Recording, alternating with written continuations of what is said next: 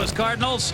And oh, it is summer here, and the thunderstorms have been whipping through this afternoon. A little light rain still falling, but the time is coming up, and the starting pitchers are getting set to go. Hello, everybody. Gary Thorne, Tommy Hutton, and welcome. Great to have you with us here in St. Louis. Our starting lineup for the Phillies, presented by Kelly Springfield Tire Company.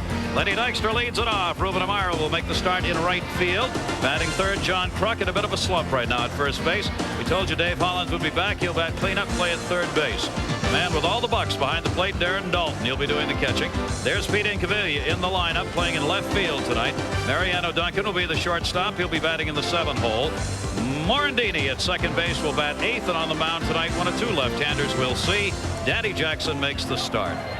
Interesting, as you look at Real Cormier, the Cardinals will send a Canadian, a Cuban, and a Californian the first 3 games of this series against the Philadelphia Phillies. The youngster from Moncton, New Brunswick, will take the mound. The thing to look for in Cormier, 26 years old, had a great second half last year. Throws a fastball, a slider, curve. It's in between. Sometimes his catcher Tom Pegnaz, he told me it breaks a little bit more than others. He has a forkball and a changeup. The problem this year for Cormier, he hasn't been able to work the right-handers inside. And look what the righties have done. They've hit over 100 points higher. He can pitch inside the lefties, but because of the way his ball has been moving, it's difficult for him to go inside to right-handers. He needs to do that tonight. Here's the defense behind Cormier. Will focus in on the left side of the infield, and for kind of a negative reason. It has not been a solid left side. That's strange to say with Ozzie Smith out there, but they have made, as you see, more errors already than they did last year. So it's not been very good for that left side. Gilkey, Jordan, Witten in the outfield. Every place else pretty decent. So that is a surprise. You talk about the Cardinals and good defense. Surprise that left side has not been as solid. All right, Cormier has had his best outing this season against this Philadelphia team. He had a non-decision in a start there, allowing a run on 5 hits in 9 innings. That was on May 8th. The Cardinals ultimately lost that game 2-1. These teams have met 3 times in Philadelphia, and all 3 games were won by the Phillies, all by 1 run.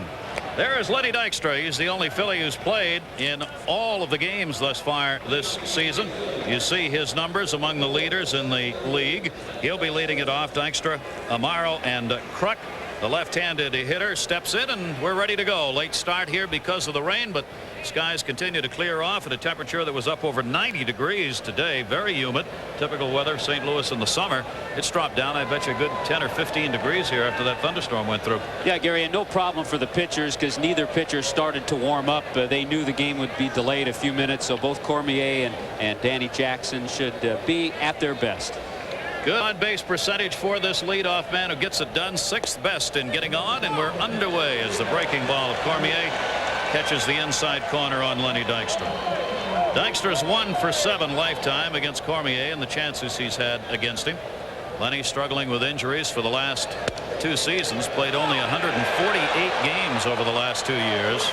They're delighted that Dykstra is healthy and looks like ready to go for the whole season. And as Dykstra likes to say, I'm now over 30 years old. I'm at that mark where I don't always dive headfirst into the center field wall anymore.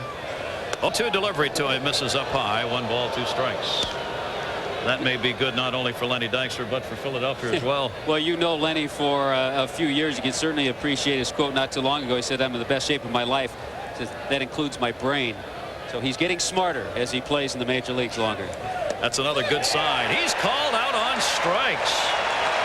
Cormier is not a particularly high strikeout pitcher. Nails the outside corner against a good contact hitter, Lenny Dykstra. He picks up strikeouts, though, when he's able to get ahead and then spot pitches. That's a perfect fastball, and it's another reason teams like to throw lefties against the Phillies. You have Dykstra, you have Kruk, you have Dalton. Even though they're good hitters, quality hitters, got a little bit of an advantage with the lefty on the mound. For Lenny Dykstra, that is only the 27th time that he has struck out this season. I mean, just a good contact hitter. Amaro stands in. Ruben Amaro getting the opportunity once again as a switch hitter. Amaro coming up and getting the chance because of some recent Philadelphia injuries. Amaro is playing in only his 7th game. And as he did last year, he's put up numbers with a chance, and he's going to continue to do it. Mark Whitten going to the corner for it. Amaro's on his way to second base, and he's got a double. That's his 9th hit in his last 12 at-bats. What they got to do is keep sending this guy down and bringing him back up, because when you bring him up, he's a house of fire. They'll start calling Wes Chamberlain Wally Pipp. That's the reason Amaro has gotten a chance. And Jim Fregosi said he's also a much better hitter right-handed. He is a switch hitter, but that pitch left out over the plate, and if he continues to take this ball the other way, it's a beautiful swing there, and try to pull the ball. He'll be in the lineup even when Wes Chamberlain comes back. Switch hitter gets it done, puts a runner on at second base, and brings up John Kruk. The big guy is in a bit of a slump right now. Kruk's got a chance to bring one home here. First ball hitting to short. Ozzie will hold the runner. Smith's going to one-hop at the first base. That was intentional. And Kruk is retired, going after the first pitch. Amaro stays at second base. Now they're on 2 away. I think Ozzie put a patent on that play. I believe Davey Concepcion was the first to utilize the turf in that fashion, but after some arm problems, Ozzie decided that's a little easier way to get it over to first base. Do the one-hopper on the artificial carpet. It guarantees you the true hop. So 2 down, and wouldn't you know it, back in the lineup after missing the games. His first at bat, Dave Hollins, comes in with a runner at second base and 2 down. This is a good clutch hitter, and a chance here to get on Cormier early on in the game. Hollins .359 with runners in scoring position this year. Cormier gets the strike called in the outside corner and at the letters. Well, amazing that he is back. You see the numbers he's put up against Cormier. He's one of the few on the Philadelphia team, in fact the only one in the starting lineup, who has any kind of decent numbers against this particular left-hander. Amaro on at second, wants to lengthen the lead. We'll have to wait. Cormier stepped off. Cormier struggled in his last outing, didn't get very far in it, so he's, after that 2 1/3 innings in his last outing Tuesday against the Marlins, he's looking for a better start here. Now one missing way up high, a ball and a strike. One of the reasons he stayed in that starting rotation is that Cormier has done so well, lifetime numbers, against the Phillies. Well, his best start this year, a no decision 9-inning ball game. The Cardinals lost in extra innings, but Cormier pitched a strong 9 innings against the Phillies in May. 1 ball 1 strike, infield outfield straight away on Hollins, and he lays off the off-speed pitch by Cormier. Cormier likes to get ground ball outs. Hollins likes to put the ball up in the air. You talk about intense. There's the most intense Philadelphia Philly. Here you hear comparisons. Pete Rose-like intensity. He has steel blue eyes that are laser beams when he's getting ready for a game.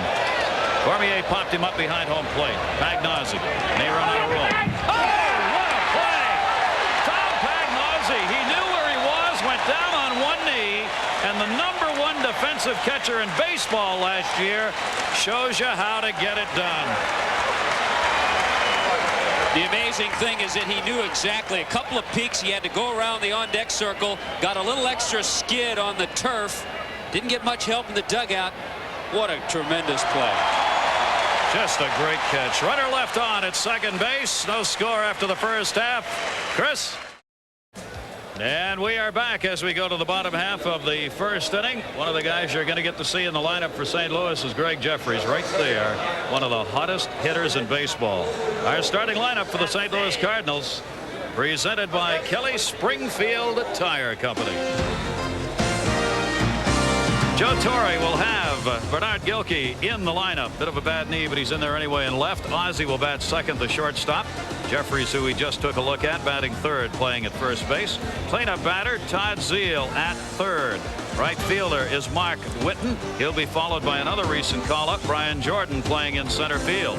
Geronimo Pena making the start at second base, a switch hitter, batting 8th. Tom Pagnozzi with that great play doing the catching, and batting 9th, Real Cormier, the pitcher.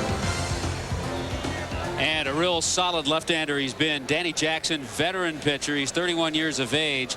Has had a lot of injury problems, and I think last year in his season with Chicago and Pittsburgh, he split the year between the Cubs and the Pirates. He pitched over 200 innings. Even though his record last season was 8-13, he proved to himself that he could stay healthy. He's continued that this year with that 7-3 mark. He mixes a good fastball that has some movement. He'll throw a changeup. He'll throw a curveball. So Danny Jackson has made a lot of come-arounds since that tremendous season in 1988. Here's the defense for the Phillies. We have to talk more about Dave Hollins. It's just incredible that he's in the lineup, and he is at third base. And Ruben Amaro, we've already seen his offensive action with that 2-base hit. He's a fine defensive fielder, too.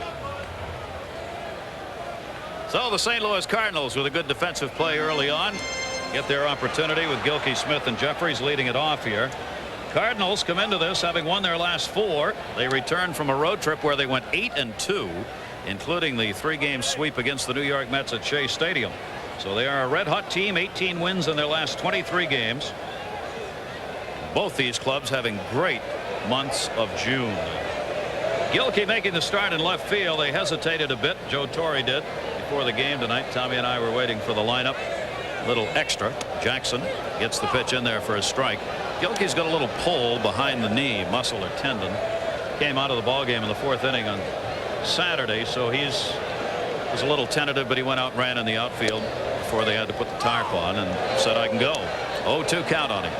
Yeah, that little pull felt better, too, when he found out what he'd been hitting against Danny Jackson. Amazing how that goes, isn't it? 9 for 19 and that knee. Boy, I think I can run on this baby. 0-2 delivery, foul back as Jackson has got him in the hole. There's another cute little story why he's in there, though. I think Ted Simmons was in town. Spent a lot of time here in St. Louis. Ted just stepped down from his general manager post with the Pirates. Had some heart surgery. Looks good, by the way. Ted was the farm director of the Cardinals when Gilkey was playing Double-A ball. That's a shot to right field. He's going to keep those numbers up. On his way to second base, Gilkey, the knee. Not showing any problem right there. A laid-off double on an 0-2 count. He's mighty glad he's in the lineup. Very similar to the shot we saw Ruben Amaro hit. A breaking ball left right out over the center of the plate. And this is why Joe Torre loves Gilkey at the top of the order. He gets it going. Just to finish that story, though, this Double-A ball club was playing in the championship. They were down 1-3 in games. Simmons came into town and told Gilkey, he said, you better get in there, because he was hurting a little bit. He wasn't sure if he was going to play. Simmons said, you play. They came back and won that series. Now he's in tonight, and he's on at second base. Danny Jackson, the bunt down to first. What a beauty by Ozzie. Kruk tries to tag him. Did he get him? He did not. John Kruk missed him.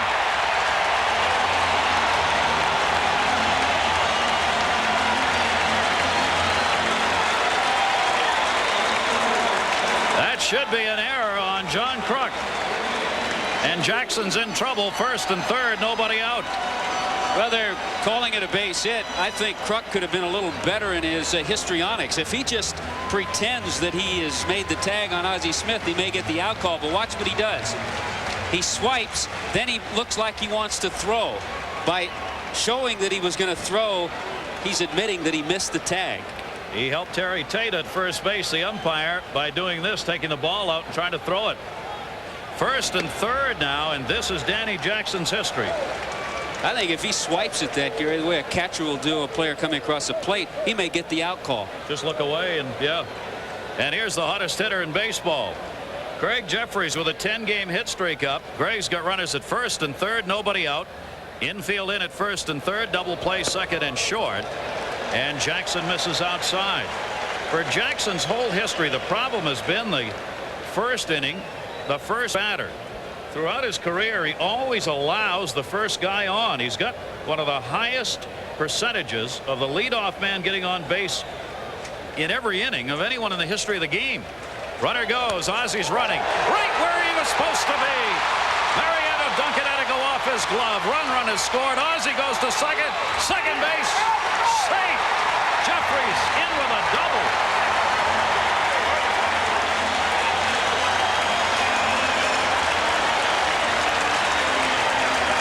Gilkey has scored, and It's 1-0 Cardinals, and they're ready for this series. You talk about a ball club. You mentioned it, the fact that they play sound fundamental baseball. We've seen a perfectly executed bunt by Ozzie Smith. Now with the runner going on a hit and run, Jeffries finds the open spot with the shortstop Duncan going to the bag, and then hustles his way into second with a two-base hit. It's wet in the outfield. He's taking a chance that the ball's a little slippery coming in from the outfielders. 42 RBIs for Greg Jeffries, his 12th double. 2 are now in scoring position. Still nobody out. And Todd Zeile, the cleanup batter. And Jackson misses inside, ball 1. So the Cardinals come out charging, and they are red hot. 299 team batting average during the road trip, and they ended up 8-2, and they've kept it going here. Ozzie hustling over to third base. That allowed second base to be open for Jeffries, and by the time Pete Incaviglia, the left fielder, got in to pick the ball up after it hit Mariano Duncan's glove, there was no way they were going to get Jeffries at second base. And did you see the reaction of Jeffries when he heard the safe call? Yep, they're into it. 11-game hit streak now for Jeffries. Zeile ahead on the count, 2-0, gets one to hit off home plate. Ozzie's coming. Jackson wants it to go foul and lets it do so. Smart play. He would have had nobody if he'd picked that ball up. Very smart play, and a veteran pitcher makes that play. A young pitcher probably tries to field it, could even throw it away. Once Jackson gets over, he realizes there's no chance to get either Ozzie Smith or the runner Todd Zeile at first base, and then he kind of holds Hollins off too. Good play by Danny Jackson. Back up, I'm in enough trouble already.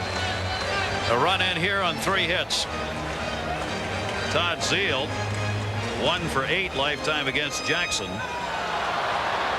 Zeile's trying to put some numbers up here, batting at .247, 1 home run and 31 RBIs.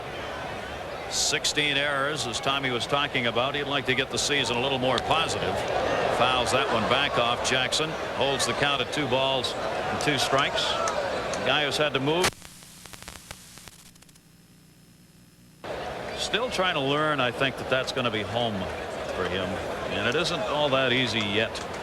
Right now he's renting. Yeah. Option to buy, but not done yet. They'd like him to put down a nice down payment. 228 with runners in scoring position for him this year. Jackson misses outside on him, and the count goes to 3 balls and 2 strikes. For Danny Jackson, a 7-3 mark after winning only 8 games all of last year, and he's won 3 out of the last 4 with a 2.35 ERA in those 4 games. The St. Louis Cardinals trying to get a very big inning going here right off the end of the bat. I do mean off the end. The count holds at 3-2. 2 pitchers who come at it a different way, really, than Danny Jackson and Cormier. Jackson will throw a lot more pitches in a game than Cormier does. Jackson last year had the highest ERA on the road in the whole National League. He walks a lot of people. Cormier doesn't. He lets a lot of people on base. Cormier doesn't. Jackson's got more wins than Cormier. 3-2 pitch. He's loaded him up.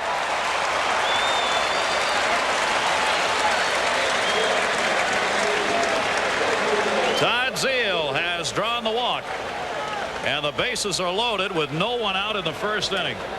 Well, that'll quickly bring Johnny Padres, the Phillies pitching coach, to the mound. And I was talking with the Pod before the game, and he had some good things to say about Jackson, the way he's pitched this year. The entire starting pitching for the Philadelphia Phillies has brought them to this point. Obviously, they have the offense. Everybody knew that.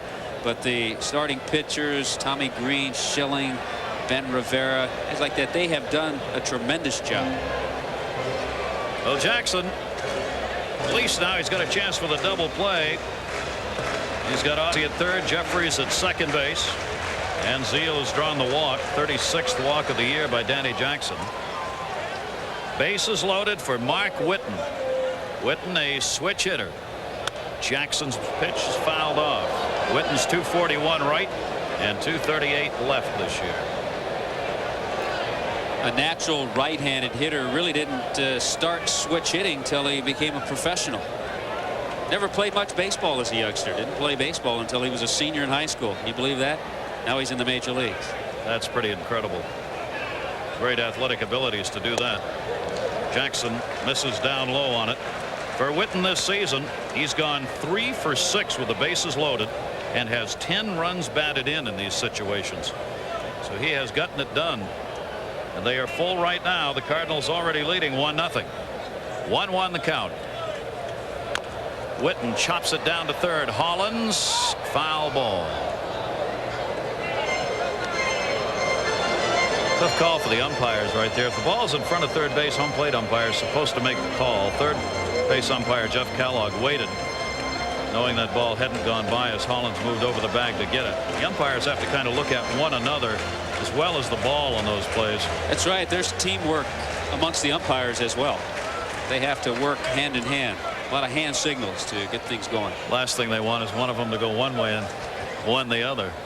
1-2 count. Jackson to Witten. That's a chopper to second base. Morandini on the bag for 1 to first. Good scoop by John Kruk at first base. They get the double play. Ozzie Smith crosses the plate, and the Cardinals have a 2-0 lead. But that's a big double play, and Kruk helping to make that play with a pick at first. A big double play for the Phillies. Jackson gets his high chopper. Morandini takes his time because he wants to get something on the throw and then uncorks it in the dirt. Here's an example. You talk about the Phillies, talk about Kruk, the way they play hard and intense. They can field too. A good play by John Kruk. Now a runner at third base and 2 away, and Brian Jordan stands in. Jordan came up from Louisville on Friday. Was batting .375 at Louisville, AAA team, 5 homers, 35 RBIs in 38 games. Been a lot of rumblings around St. Louis by the fans, primarily about where's Brian? Why hasn't he been here before this? That was when they were losing more games than they were winning. It's kind of quieted down a bit. They're winning, and now he's here, at least for the moment. He was upset when he was sent down, and I asked him if he worked on anything in particular, and basically he said no. I just wanted to prove to the Cardinals that I could hit, could play, and should be up in the major leagues. And he certainly did with that .375 average. 4 for 11 since coming up. Fastball by Jackson, foul tipped into the mitt. 1 ball, 2 strikes. Greg Jeffries on at third base.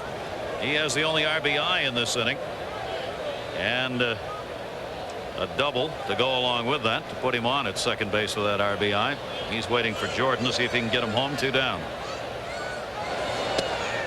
1-2. Dalton moved over to get that one in the dirt. Jackson trying to get Jordan to chase one. Brian Jordan last year, 55 games here and hit .207. He hit .290 at Louisville. He's pretty much established he's not going to do much more at AAA except put up big numbers. Question is he ready to play here? Well, that was the thing that upset Jordan last year when he finally committed to being a full-time baseball player. The average went down, and that's when he ended up getting sent to the minor leagues. Very disappointing for him last year, as it was this year. He and Dion have had the same problem. Big contract signed, average goes down. 2 balls, 2 strikes. Jackson, he's working hard. Again, a full count, 3-2. A lot of pitches in this inning for Danny Jackson.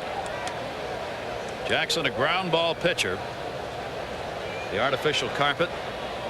That's a news, bad news stories. Ground ball rides true in the carpet, but it also rides in a hurry. Popped up outside of first. Kruk.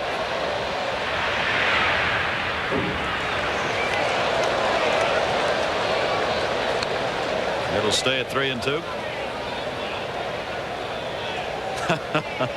He's giving us our own instant replay. Thought that was Aretha Franklin for a minute, but no, it's not. Always a lot of red, always a lot of fans. They're as true as any group of fans in baseball at the major league level. St. Louis Cardinals. 3-2 delivery by Jackson again, and he walked him. Second walk he's given up this inning. He loses Brian Jordan. He's walked 37 and struck out 55 this year. Not the kind of ratio you like. Jim Fregosi hoping he can settle down here. Jeffries stays on at third. And Jordan with a walk at first. See what happens here too if all of a sudden Danny Jackson quickly gets ahead to Pena with runners at the corners.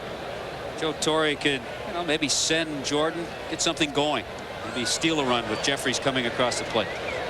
Geronimo Pena, the second baseman now. Jackson looking for an elusive third out here. He gets the outside corner for a called strike, and by the looks of it, Jared Davis has got a pretty good strike zone tonight for the pitcher. Looks like it's high and also wide, and I don't say that negatively. But if he's consistent, as I suspect he will be, he's telling the hitters in this game, you better come up and get the bat off your shoulder, because I'm calling them. 2-0 lead for St. Louis here in the first. Grounded towards second. Mickey Morandini will go to first base, and that'll get him out of the inning. But a couple of runs in on 3 hits with 2 left on. Pete Incaviglia coming in from left. We coming to the plate. 2-0 Cardinals. Now those nasty looking storm clouds have been replaced by a Van Gogh, and it's cooled off, and it's a beautiful night. The National League East, this is what this 4-game series is all about. Philadelphia's on top by 7.5 games. Montreal out 12. The Cardinals a chance to do some real damage to those numbers as far as Philadelphia is concerned. They really want to win 3 out of 4, but look at these teams. They are 2 of the 3 hottest teams in the National League this month. Those are pretty incredible numbers that 3 teams would be playing that well in the month of June. Yeah, it sure is. The other thing about the St. Louis Cardinals in this series, this big 4-game series, it's their opportunity, even though they're 7.5 back now, to say to the Philadelphia Phillies, we're there. We're behind you. We might be behind by 7.5. We can get a little bit closer in this series just to prove to the Phillies that they can play with them. So Cormier has got a couple runs to work with. 2 runs on 3 hits for the Cardinals in their first at bat. It'll be Dalton, Incaviglia, and Mariano Duncan coming up for Philadelphia. Darren Dalton doing what he gets paid for. Big slugging numbers, big RBI numbers, and a big cut for strike 1 against Cormier.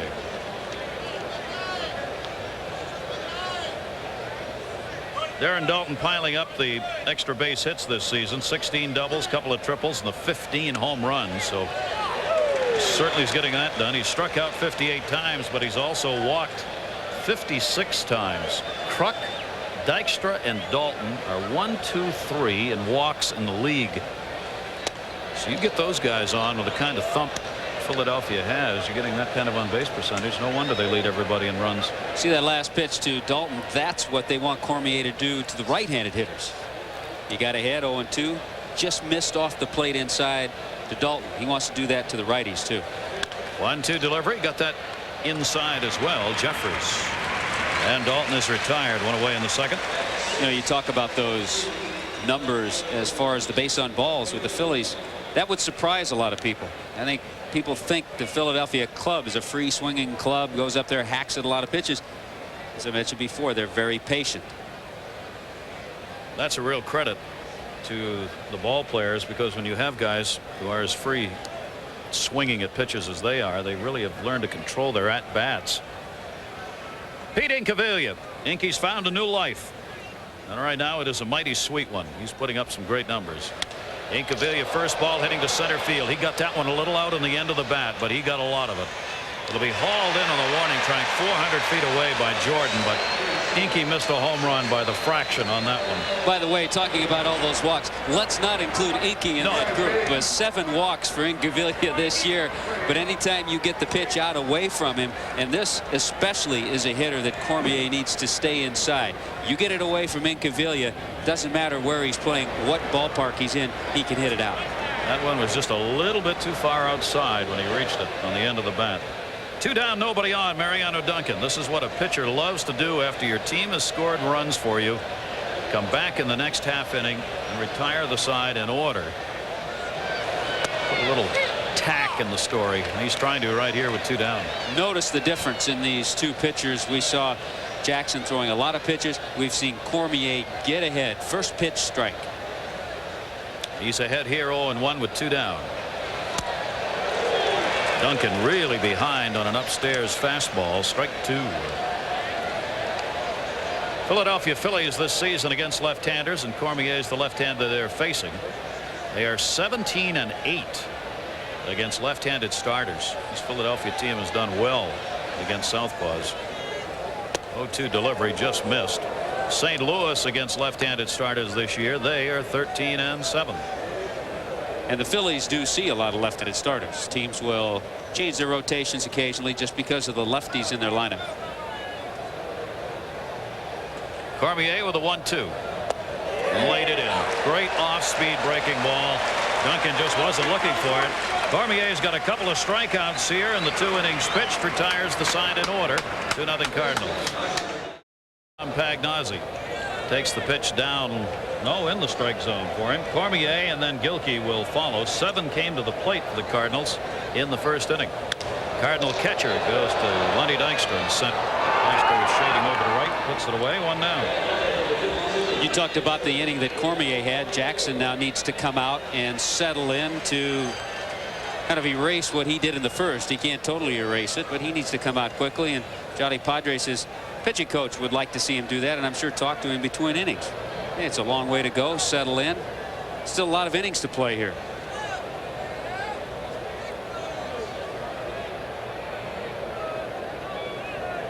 Opposing pitcher Cormier stands in. Cormier has had 4 hits and 22 at-bats. All have been singles. Cormier, a left-handed hitter as he is a pitcher, takes it down low for a ball.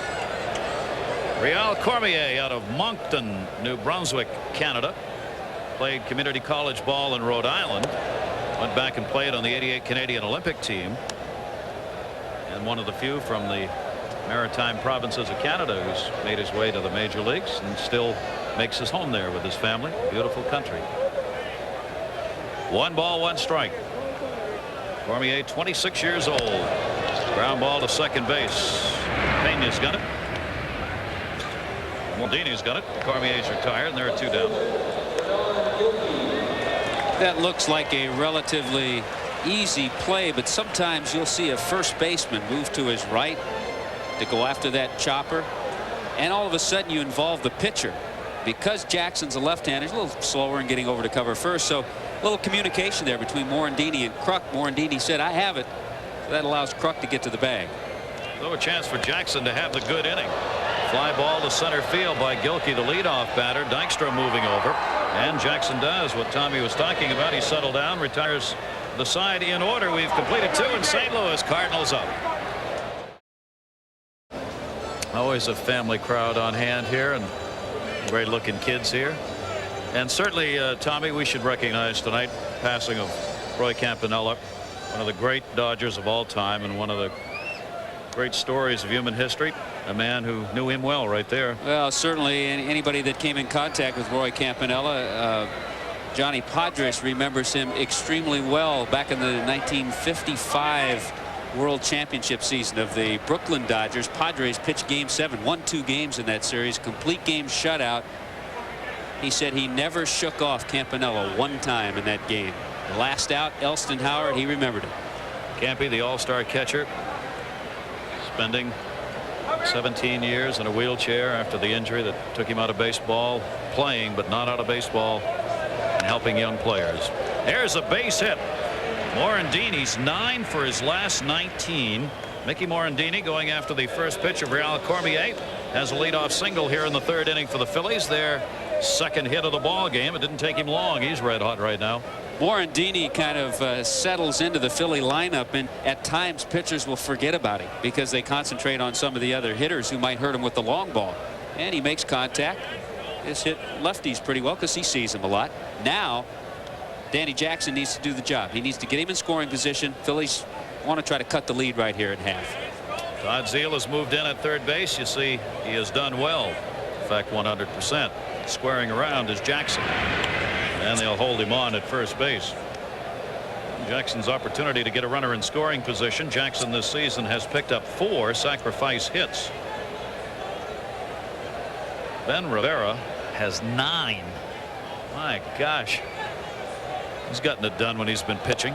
He did go after that. Jackson is one of the worst hitters baseball's ever had. Sorry, folks, but that's the way it is. And he's not a good bunter either. So what you're saying is that even if the count gets to 2 strikes, we'll look for Danny Jackson to bunt. Where he wants to try to bunt it too is up the first baseline. He has a left-hander on the mound, and he has a fairly new first baseman, Greg Jeffries, unfamiliar with the position. He is getting better. That's where you want to go with it. And I take it all back.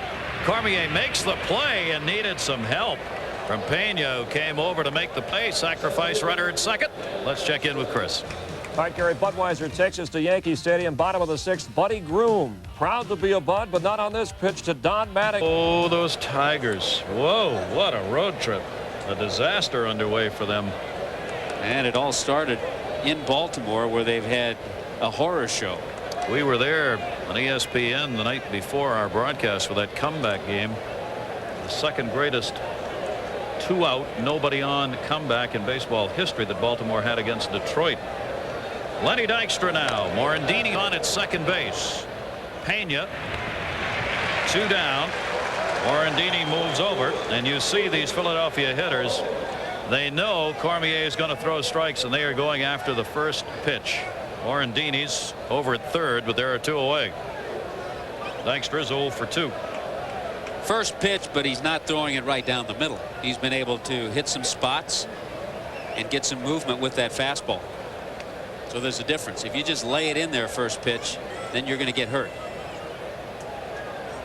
Ruben Amaro with the RBI chance. He had a double his first time up. 9 hits in his last 12 at-bats.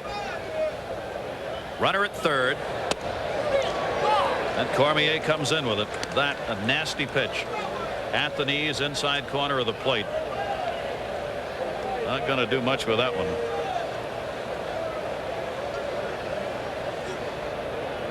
Morandini had the leadoff single at third. 2-0 St. Louis leading. Cormier. There's probably a little more action on that spin away by Amaro than the pitch may have necessitated. That's why Cormier needs to come inside, just to keep the hitters from leaning out over the plate, and then they can cover the outside part of the plate and hit the ball the way Amaro did last time up for the double to right field. 1 ball, 1 strike, 2 down. And you see Cormier. There's your perfect baseball setup. High and tight, get him away, come back low and away. Yeah, it looked like he may have taken something off that last pitch too. This is how you set a hitter up. Spin him out of there and then go away. A little different swing now that Amaro has. That's very similar to the pitch that he doubled the first inning. Yep, but he'd gotten him off the plate, so his balance was going the other way. He goes down the right field line. Speaking of the other way, it'll end up in the seats. Count stays at 1 ball and 2 strikes. Great to have you with us here at ESPN in St. Louis. Gary Thorne, Tommy Hutton. St. Louis with 2 runs in the first inning to get the lead. Jeffries an RBI. The other one came in on a double play ground ball. Now Ruben Amaro trying to get one in for the Phillies here with Morandini on at third base. 1-2.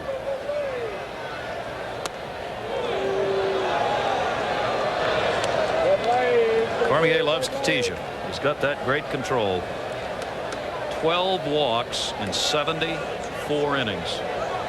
Can't pitch on this staff unless you do that, can you? He was second to Tewksbury last year, his teammate, starting pitcher, as far as walks given up per 9 innings. And this St. Louis team continues, pitching wise, just not to give up the free passes. I mean, they just refuse to help the opposing team.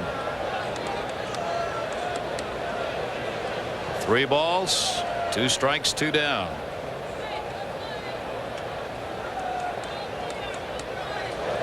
And Amaro, just because we talked about it, he gives up his 13th walk. Why we talk about jinxing guys? This is like the cover of Sports Illustrated. No, we're not going to blame you for that.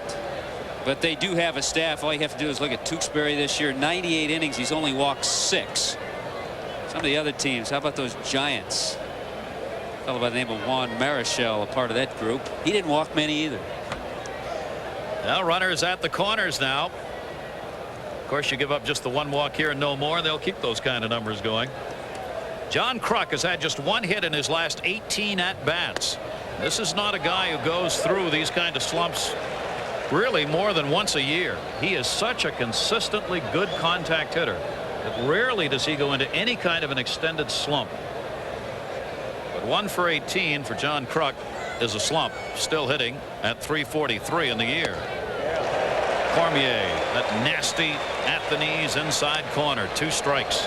Not only struggling over the last few games, but also 0 for 10 now lifetime against Cormier. And he's a good hitter against left-handed pitchers. In fact, .305 coming into this game against Southpaw. So Kruk is generally not one to back off that plate. Morandini's on at third. Morrow's at first. 2-0 Cardinals. Kruk thought about it. You can see, boy, Cormier really makes you battle in there. You better have an idea when you come to the plate against this guy. You saw Kruk, his first move striding was away from the plate. He'd been set up on an inside pitch. He was looking to protect the inner half of the plate on that last swing. It was out of the strike zone and away from him. 1-2.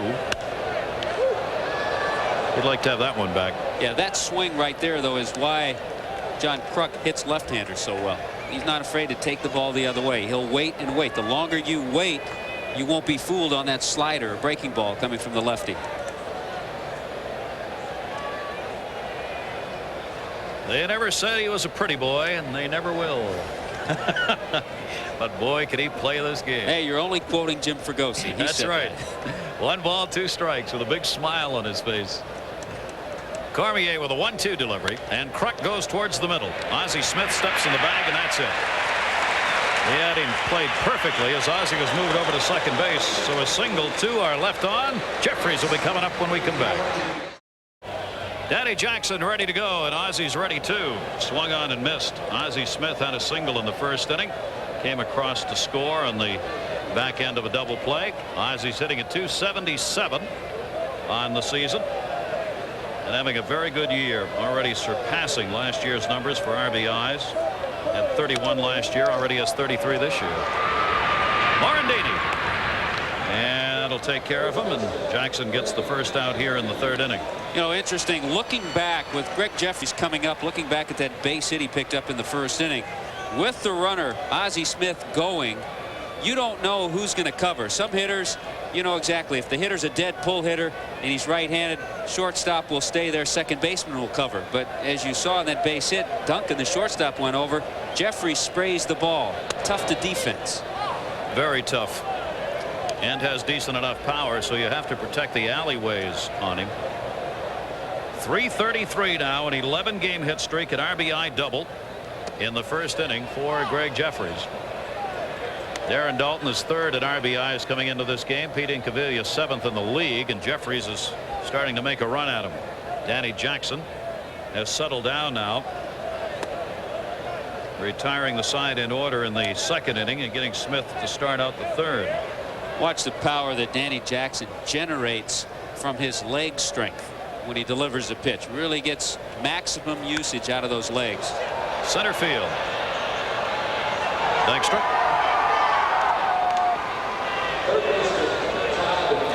What are you looking at, Lenny? Talk about side saddling a baseball in the outfield. What was that? There are high banks of lights here in St. Louis, and outfielders sometimes, even on high fly balls, really have to be careful about keeping an eye on it. The artists are at work in the sky tonight. Wow. We're getting some real canvases done up there tonight. 2 down, nobody on.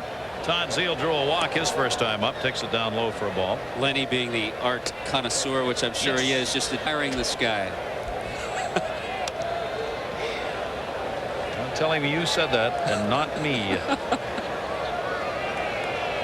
Zeile batting .246 against the left-handers on the season.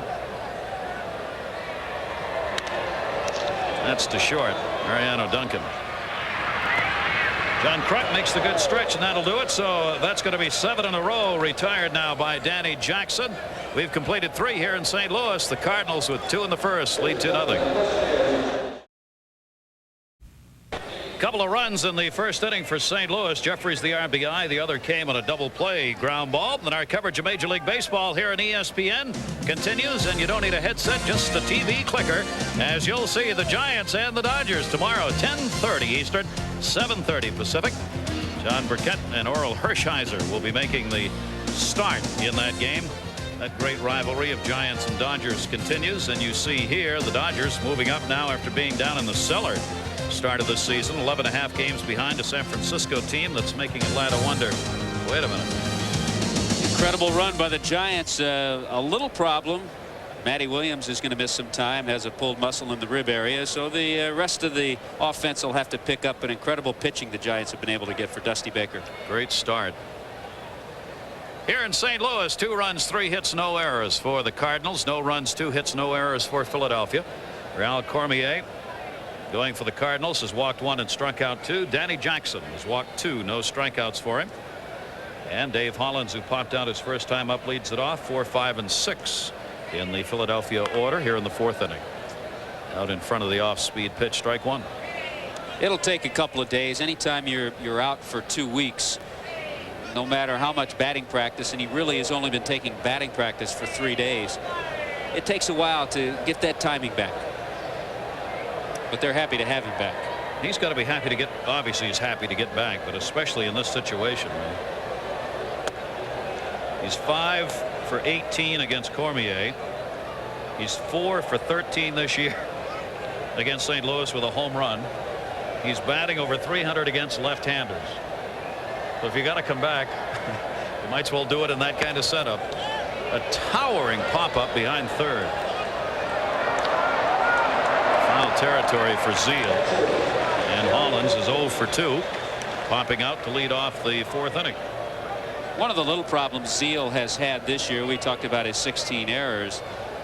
Not so much throwing. Most of the errors have been fielding. Talked with longtime Cardinal coach Red Schoendienst about that, and he said he still keeps working with that footwork, and that's where the problem lies. Getting the body in position to field that ground ball. A whole lot different than catching. I know that. Cormier missing that one. Darren Daulton. 1 down and nobody on. Dalton to first. Jeffries to the bag. 2 down.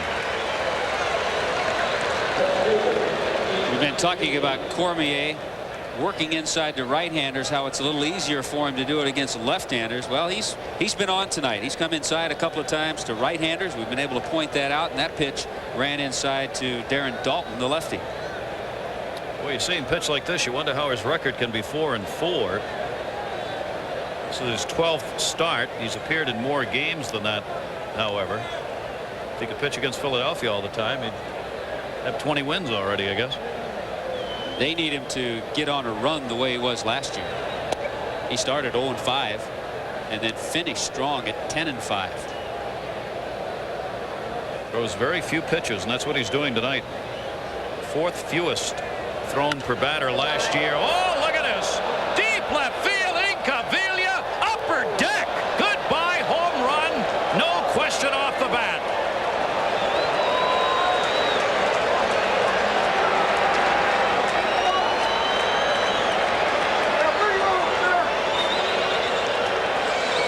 Oh, was that a shot? He stood at the plate and admired, and well he should have. 13 home runs, 52 RBIs, and Philadelphia's on the board. You hit one this far, you need to look at it. There's a pitch not inside. There's a problem when Cormier doesn't get it inside. We talked about Incaviglia. If he can get the extension, why don't you admire that? Look at that upper deck shot here at Busch Stadium. That's a blast. 330 down that line and left. It could have been 450, and it wouldn't have mattered. First ball hitting, Mariano Duncan, played by Smith, and that'll do it. Cormier has now given up 9 home runs this season. Incaviglia gets his with 2 down and makes it a 1-run game. Pete Incaviglia with that home run, 52 RBIs. Tommy and I were just looking. His best RBI season was his first year in the majors with Texas. He had 88. He's going to be well over 100 at the pace he's on right now. Unbelievable pace for Inky. What a shot that was. Mark Whitten leads it off here. Strike 1. I mean, Incaviglia is on pace to reach 100 RBIs in less than 400 at bats, right around the 370 AB mark. Talk about quality time. Essie's spending quality time. Yes, at the plate. Mercy, what a shot that was in the upper deck. Philadelphia is second in the league in home runs, first in runs with 401 on the year now. Mark Whitten, Jordan, and Pena coming up here for the St. Louis Cardinals in the fourth inning. Whitten hit into a double play in the first inning with the bases loaded. Danny Jackson gets the called strike. 2 balls, 2 strikes. Well, Jackson, as Tommy mentioned, a long way to go in the game. He gave up 2 runs in the first inning, but all he's got to do, settle down here, and with all the firepower the Phillies have, they can get back. Right field line, Ruben Amaro hit on the hop. Good play. That's one of those that can get by in a hurry. Whitten is on with the opposite field single leading off the fourth. Oh, you bet too, Gary. I think it's by here at Busch Stadium too. That's a fine play by Amaro. There's a lot of room down in the corner, and on AstroTurf, Whitten probably has a triple. So a good play by Amaro to get over, cut the ball off before it gets into that corner, and then rattles around and holds Whitten to the single. Another big man. He can put one in Incaviglia territory if he gets that extension, but a good play there to keep Whitten at first base. St. Louis Cardinals, 4 hits in the ball game. Jordan walked his first time up. Right back to the mound. Danny Jackson, who's got second. I do. Mariano Duncan makes the turn. That'll take care of that in a hurry. Jordan hits into the double play on the first pitch to him. 2 down. That is why every time a man reaches first base with less than 2 out, the catcher will always point to the pitcher, and the pitcher will turn around to see who's covering the bag. If I get a ground ball, is the shortstop going to cover or the second baseman? Because when you get that ground ball, you want to immediately look at the bag and go to that man who said he was covering. Danny Jackson put the throw on the money. Helps himself. 2 down, bases empty now in the fourth, and Pena, the second baseman, grounded out his first time up. Fences here were moved in St. Louis last year. This has been a ballpark notorious for extra base hits, but not home runs. They brought them in, I don't remember the exact numbers, but 13, 15 feet at different parts. Last year there were 107 home runs hit here in St. Louis compared with only 73 the year before. So Torrey's club got a little help in that department, but of course they're closer for both teams. 1-1 pitch. He went around on that one, and Pena, 1 ball, 2 strikes. Talked about that great year that Danny Jackson had. 1988. He was a 23-game winner. Saw the promo of the Dodger game. Oral Hershiser was the Cy Young Award winner, but prior to that, look what Jackson was, and after, look what he's done. 88 and 94 in his career. He spent some time with Kansas City, Cincinnati. He had that year, and starting to put it together now, though, a little bit better. He's healthy. 31 years old, inside out swing, base hit. Pena's on. You look up inside out hit in your baseball encyclopedia, and what you'll see is that swing. One other thing on Danny Jackson, and I don't want to discourage people who work out. I think it is important in baseball, but he had gotten to a point where he said he worked out too much. He finally cut back a lot on the number of weights and things that he did. Since that time, he's not been on the disabled list. A little more flexible. Tom Pagnozzi flying to center his first time up, fouls that one off his own hip. Strike 1. 2 singles in the inning, but there are 2 down and 1 on here. 5 hits given up by Jackson in the ball game. 1 error all last year. Tom Pagnozzi behind the plate. A new record for catchers, and he made that great defensive play early on in this game, sliding into the dugout. Jackson, the quick step off and throw.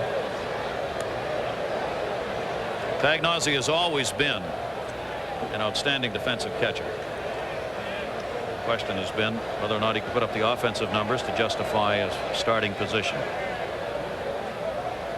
Pena was here behind the plate. He played second fiddle. Hard and foul down the third baseline. 2 strikes on Pagnozzi. Well, when Pagnozzi was out, Eric Pappas did such a fine job catching that when he came back, they ended up sending Hector Villanueva to the minor leagues. Talk about guys who bounced around. How about Hector Villanueva? He comes up from somewhere to hit 4 or 5 home runs for a team, and then bats 130 and gets sent down again. He'll resurface somewhere. He'll resurface. Yeah. 0-2 delivery inside. See, Jackson doesn't have a lot of problem inside. We talked about it with Cormier. Jackson can move that ball in there and move you off the plate. For a left-hander, he's had problems holding base runners. Well, he doesn't have a good move. His best move is that snap throw that we saw. 2 down here. 1-2 delivery. This is outside to Pagnozzi. 2 balls, 2 strikes. Pena on at first base. And Jackson piling up the pitches here in this game. Just another one of the differences between these two. Cormier, who doesn't throw many, and Jackson, who just throws a ton of pitches and always has. Runner goes 2-2. Foul back.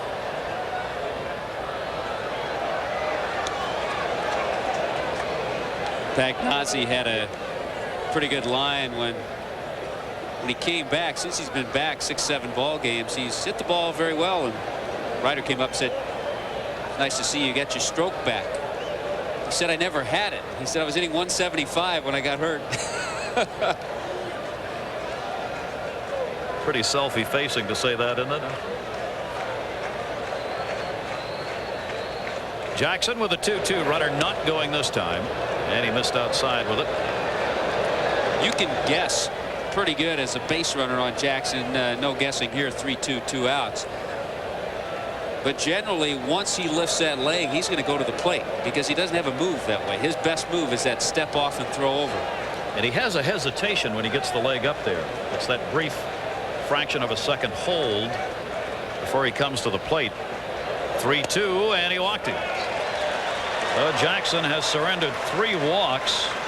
That double play ball looms a whole lot larger in this inning after Witten let it off with a single. He got Jordan to hit into the double play. Now Pena single and a walk to Pagnozzi. Well, 61 pitches. That's a lot of pitches to this point. So we have the economical version of Real Cormier. He is not near that 61 total, I'm sure. Both these pitchers are right on form tonight, aren't they? They're doing exactly what their history says they do. Doesn't always work that way. It does. No, it sure doesn't, does it? 2 down. Cormier with an opportunity for an RBI right here. Cormier grounded out his first time up. 2 on, 2 out. Cormier has not driven in a run this season. 23 at bats, 4 singles. 1-0 pitch to him. And Jackson falls behind the opposing pitcher. 2 balls and no strikes.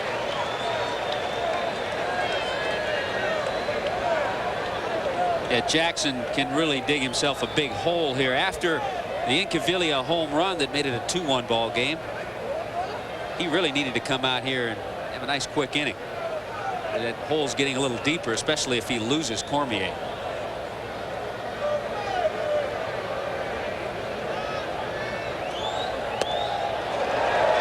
He's losing him. 3 balls and no strikes. He's saying to himself right now, what happened to that big strike zone Jerry Davis had earlier in the game that Gary Thorne was talking about? Well, he's not really close to even that big strike zone right now. 3-0 count. Think Cormier will take. If he doesn't, he'll be in the minors tomorrow. Outside corner. 3 balls, 1 strike. And he'll be taking this next one too. Jackson last season more base runners per 9 innings than anyone else in the National League. He's used to working with people on, but it doesn't make it any easier. 3-1 pitch. Cormier taking again. 3-2. Those can be some of the toughest strikes to throw, even for a major league pitcher, because you really do tend to start aiming the baseball when you know the hitter's not going to be swinging. 3-2, 2 down, 2 on. They'll be going. 3-2. Cormier base hit to left. Incaviglia, who has no arm. Pena scores. Cormier's RBI. 3-1 Cardinals.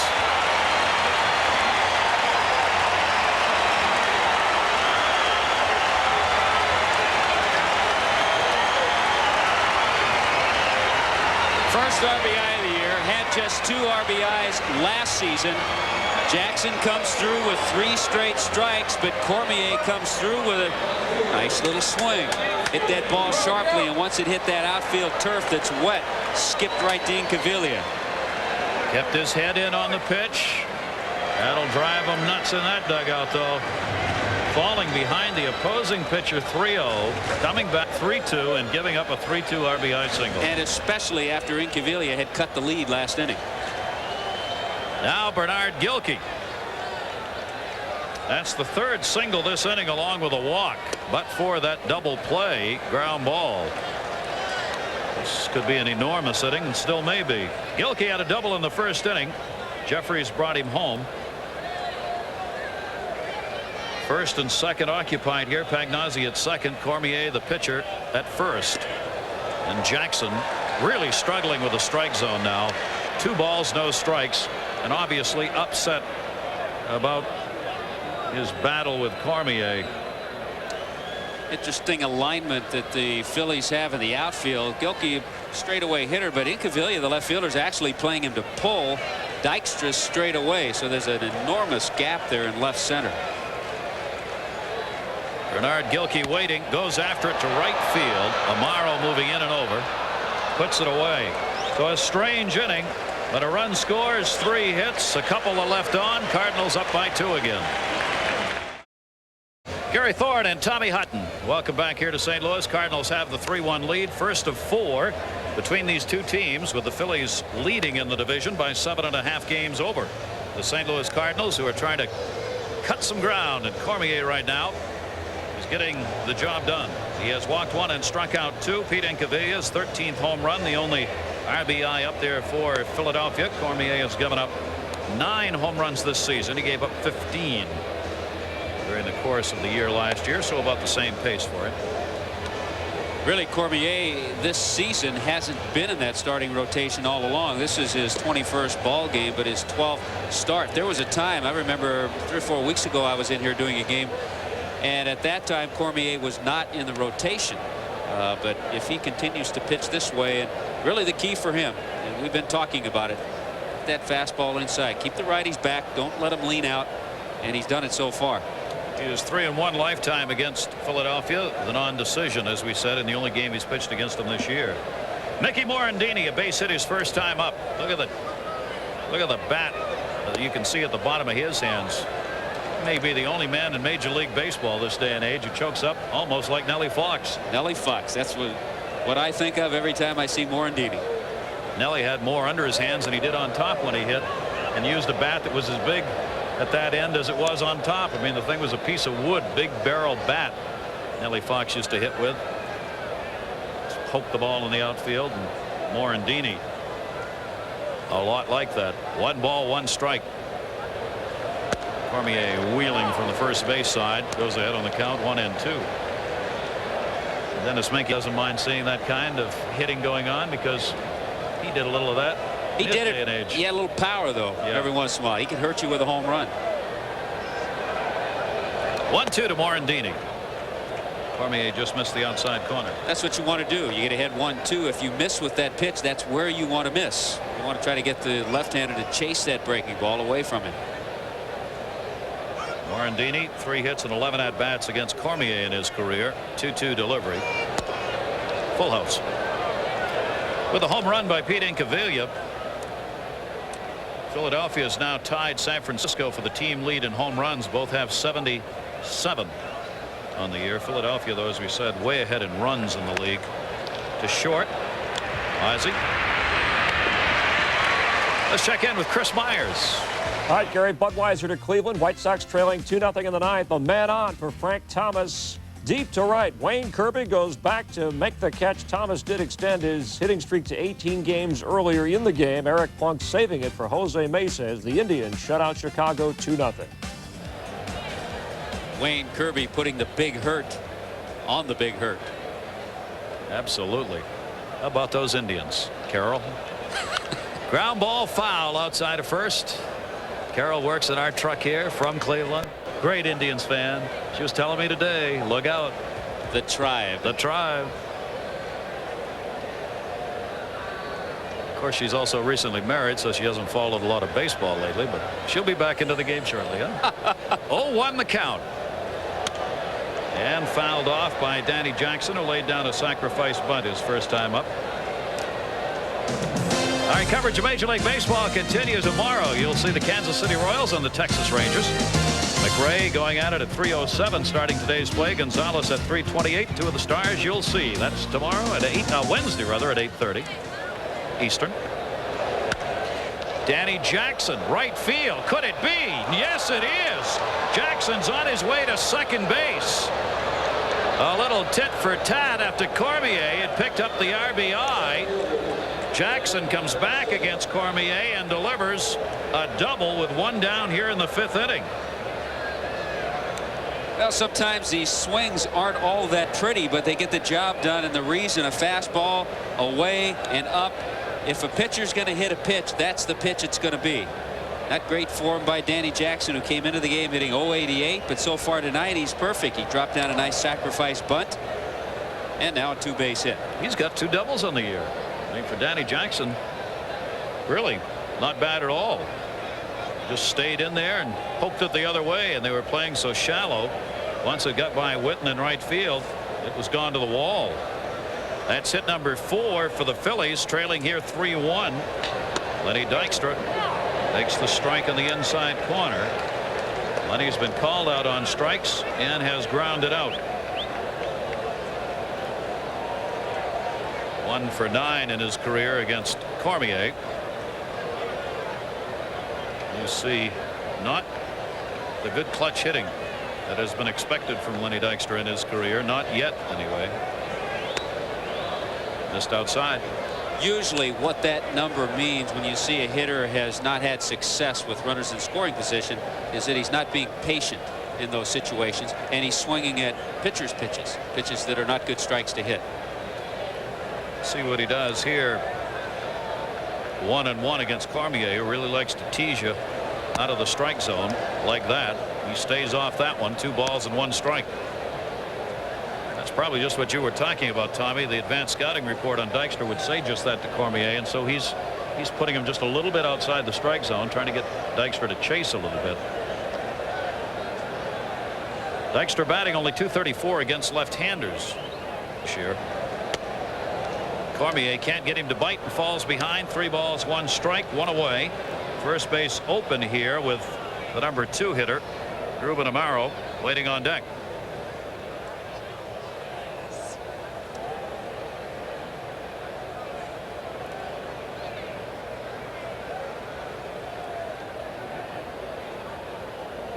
.3-1 delivery by Cormier, and he's put him on. Now Cormier is already over his career average of 1.9 walks per 9 innings. He has walked 2 in this game. 2 on, 1 down. Well, he came into the game with 12 walks in 71 plus innings. So I guess we could say he's wild. Wicked wild. Look at this. This is what's great when you come up. You don't have a lot of at bats. You can stroll to the plate. Ruben Amaro can glance at the scoreboard in left center field. See that 600 mark there. Tell you, he was on a tear last year. Here comes Joe Coleman to settle down the wild Real Cormier. But last year when Dykstra was injured right at the beginning of the year, Amaro was the outfielder, and he played and was off to a sizzling start, but then tailed off and eventually was sent down and then rejoined the club. We were talking earlier about Brian Jordan for St. Louis. These two have a lot in common. They're both in the same, it seems to be in the same place. There's no question at AAA they go down, bang the heck out of it, but when they come up here they get a spurt. There's Brian Jordan, but once pitchers get a book on them again, they tail off, and both these guys are fighting now to prove that they can play at this level. That's why it's called the major league. That's right. That's exactly right. Ruben Amaro stands in. He's had 15 at-bats, 9 for 15 this year. That's why his numbers are so high, including the double he picked up in the first inning. He has 2 on here with 1 out and a 1-strike count. Amaro is a switch hitter. Chance for the Phillies to get back here against Cormier. 0-1 pitch. Grounded toward short. This is Ozzie. Pena No play to be made at first. Amaro with good speed going down the line. They get the force at second base. That'll take Dykstra back to the dugout. Jackson goes to third. Amaro's on at first. 2 down for John Kruk. Cormier did make Amaro hit his pitch, though. That's probably what Joe Coleman told him when he went to the mound. Trying to overthrow a little bit. Just relax. Make some pitches. Go away from Amaro. Keep it down. He did that, and he tried to pull it. It's a good sinker ball, which keeps it on the ground here. He's a ground ball pitcher, Cormier. Now John Kruk, first and third, 2 away. 1 hit in his last 19 at bats. And he's had 2 swings exactly alike in his last 2 at bats on the first pitch. Big cuts against Cormier, who has taken something off the first pitch. It's a tough time to try and get out of a slump when you have those kind of numbers against the opposing pitcher. Kruk hitting at .342 on the year. Chops it outside of first base, and he's behind on the count 0-2. Came into the season with a .297 lifetime batting average, so he's right at the .300 level now for his career. He has the best on base percentage in the National League and is ranked 8th in slugging percentage, number 1 in walks, .342 batting average. He's ranked 4th. Galarraga, Bonds, Orlando Merced, and then Kruk, top 4 hitters in the National League starting today. Cormier 0-2. See Kruk put that palm down. Wait, be patient. He's talking to himself at the plate. Cormier, as we said, makes it tough on hitters. Yeah, we saw what Cormier tried to do with the 0-2 pitch. Tried to go away with the fastball and miss. See what he does 1 and 2. He's going away. 2-2. He knows how to pitch. Big pitch, though, right here. You don't want to take the count to 3-2. Preferably, he'd like to get Kruk on this 2-2 pitch. Jackson at third, Amaro at first. 2-2, 2 down, 3 balls, 2 strikes. Real close. Now he has to be a little more in the strike zone, and also 3-2, 2 out. The Phillies get an advantage. Dykstra is the runner at first. He'll be going on the pitch, so any ball hitting the gap, he has a chance to score. Could tie the ball game.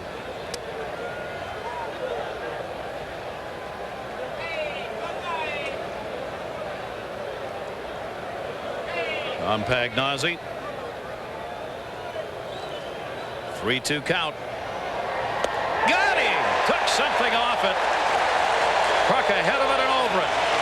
And Cormier gets his 3rd strikeout, and the Phillies leave 2 more on. You having a good time or what? That's what it's all about at the ballpark, and seeing a darn good ball game. 3-1, 4-game series for these 2 teams. They played 3 in Philadelphia, and Philadelphia won all 3 of those games by 1 run. The Cardinals, with 4 games here, a chance to cut into that Philadelphia lead. Montreal wouldn't mind any of that either. The good pitchers duel underway right now. Danny Jackson and Real Cormier. 3 walks, no strikeouts for Jackson, who's given up the 3 runs on 6 hits. That's a little bit of an interesting number. No strikeouts for Jackson. Here's the rest of the matchups for this 4-game series. The Cuban, Rene Arocha, on Tuesday against Rivera. Tommy Green goes after his 10th win. And Tewksbury has won 4 in a row. Will pitch the 4th game against another tough right-hander, Curt Schilling. Great pitching matchups. Ozzie Smith, 2,254 games played at shortstop in his career, now 2nd all-time behind Luke Appling. One of the people he passed is in the ballpark tonight by the name of Larry Bowa, who coaches for Philadelphia.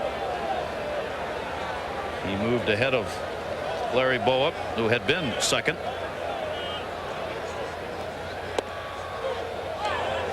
Two balls and 1 strike. Ozzie hitting a .276 and having just a great season after it was kind of a tough year for him last year. Whether or not he was going to come back with the Cardinals, remained up in the air through most of the year. Contract discussions got a little nasty. There was a standoff most of the year between himself and the front office. That got settled. And are they ever happy, both sides, that he's back with the Cardinals? 3-2 count on him. I think it's just amazing how he continues to progress as a hitter. He's a much better hitter the last 7 or 8 years than he was the first 6 or 7 of his career. And he draws the walk. So here in the 5th inning again, Jackson puts the leadoff man on. That's the 4th walk he's given up in this game. It is the 3rd time in 5 innings the leadoff man's been on for the Cardinals. Yeah, the other amazing thing about Ozzie Smith in those 16 years in the major leagues, only 3 times on the disabled list, and once last year with the chickenpox. That is amazing. With all the running he's done. Yeah, and the position he played at shortstop. Of course, then there's Cal Ripken. Jeffries hitting at .332, continued his hit streak in the 1st inning with an RBI double. Has hit safely now in 11 games. Looking down to Bucky Dent at 3rd here to see whether or not Ozzie might be going, or whether the hit and run might be on. Jeffries, good man on the hit and run, can move runners around. And they got him picked off. Jackson, the throw down to the shortstop. Ozzie dead in the water. Mariano Duncan puts the tag on. Good play made by Kruk, the first baseman, on the throw down to second, and it's a caught stealing because he was heading to second base, but Jackson, who's not supposed to have a move, caught a very smart base runner. Well, he doesn't have a move, and we were talking about what you try to do is guess. Well, Ozzie Smith guesses. As soon as that leg goes up, Danny Jackson crosses him up, and one of the rare times he'll go over. That's a way to get hurt. I'm surprised Ozzie tried that. Pulling up like that can do some damage. Center field, Dykstra on Jeffries' fly ball. 2 former Mets meet. 1 offensively, 1 defensively, and there are 2 down. I can picture Ozzie maybe a little flip over Mariano Duncan to get to the bag, but not that type of slide. Ozzie's been caught 3 times this season, 9 stolen bases, 2 down here, nobody on. See, but he's seen Jackson over the years, and he was just guessing. He knows that rarely does he do that, but he crossed him up. Good move by Jackson. Put the better of the academic game right there. It lets you know that he's thinking out there, that he knows that the Cardinals may run in that situation. Inside corner strike. Todd Zeile behind on the count quickly. 0-2. Zeile 0 for 1 and a walk in this game.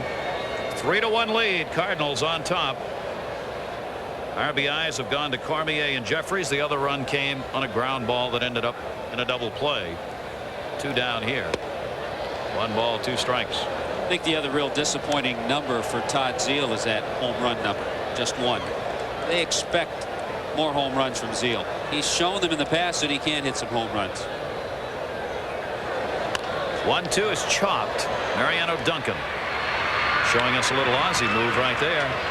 Gets it, and that'll do it. Leadoff walk does not do damage here. Danny Jackson gets out of it with a good move on Ozzie Smith. 3-1 card. Cardinals leading here 3-1. We were talking about Larry Bowa, who was second all-time in games played at short before Ozzie passed him this year. And there's Larry, who coaches down at third base for Jim Fregosi and the Philadelphia Phillies. Mel Roberts over at first. Larry played a ton of games at the shortstop position, in 2,222 in his career. And Ozzie, as we said, now at 2,254. Got to play a few of those with Larry Bowa in my 6 years with the Phillies. Talk about intensity. He could pick it. Whew. Dave Hollins will lead it off. Real Cormier ready to go. Hollins, Dalton, inning. Cavilla caught Todd Zeile playing back, tried to bunt his way on after going 0 for 2 and a couple of pop-ups, and fouls it off. A little frustrating right there. Cormier working well tonight to most of the hitters, and he's retired Hollins on a couple of pop flies. So Hollins, you know, still thinking about that wrist, just trying to get something going. If he's healthy, though, I don't think he tries for a base hit on a bunt right here, because he knows with 1 swing he can make it a 1-run ball game. For Dave Hollins last season, 27 home runs and 93 runs batted in to go with a .270 batting average. 27-year-old infielder. He comes to play every game. Hit .322 off left-handers last year. Took him a while to make his place with the Phillies. Came up in 90, a few games, and then went back down for part of the season in 91. Last year, full season. Clearly was ready to play at the major league level. 0-2 the count on him.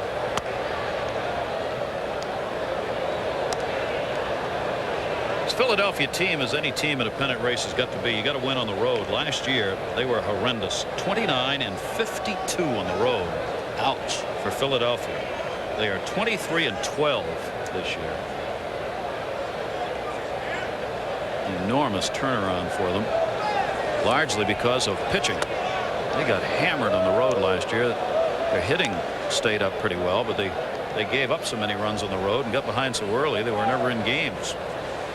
Cormier with a 2-2 count here on Hollins.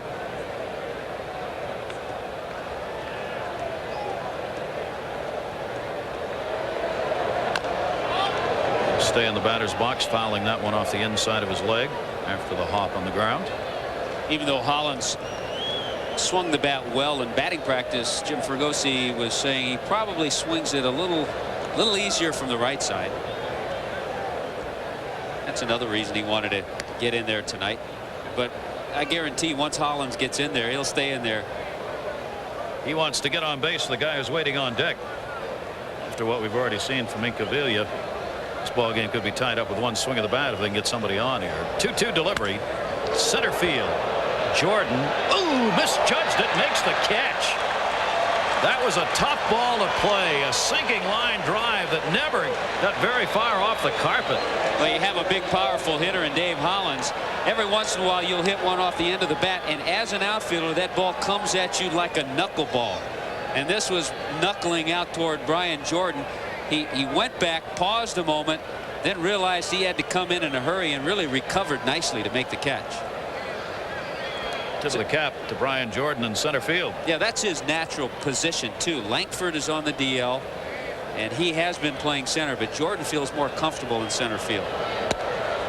One down, and Darren Daulton. Hollins 0 for 3, Daulton 0 for 2, Kruk 0 for 3. So they're 3, 4, and 5 men in the order. Have not been able to do anything against Cormier. Daulton has grounded out twice, as Cormier has the sinker working tonight. Yeah, he has been able to keep in check the left-handers. They're hitting only .205 off him this year. Right-handers at .308. Strike in the outside corner. So as you said earlier, again, Cormier falling in with our program tonight. Thank you. Thank you, Mr. Cormier. Usually we end up spending the game explaining why it's not going like we thought it would. Pitchers outside, 2 balls, 2 strikes. Spend time analyzing numbers, setting up an opening segment for our game. Never pans out. It's panning out tonight. Leadoff man never gets on. There's one out of the ballpark. Ground ball second. This is going to be a right field throw for Pena. He got it. Wow, was he playing deep on Daulton? Geronimo Pena. One of the luxuries on AstroTurf, and that's why even though a pitcher is a sinker ball pitcher, pitching on AstroTurf is okay. Incaviglia, what a shot he put up in his last at bat. It looked good and it sounded like this. Just a huge shot into the upper deck. Listen to this.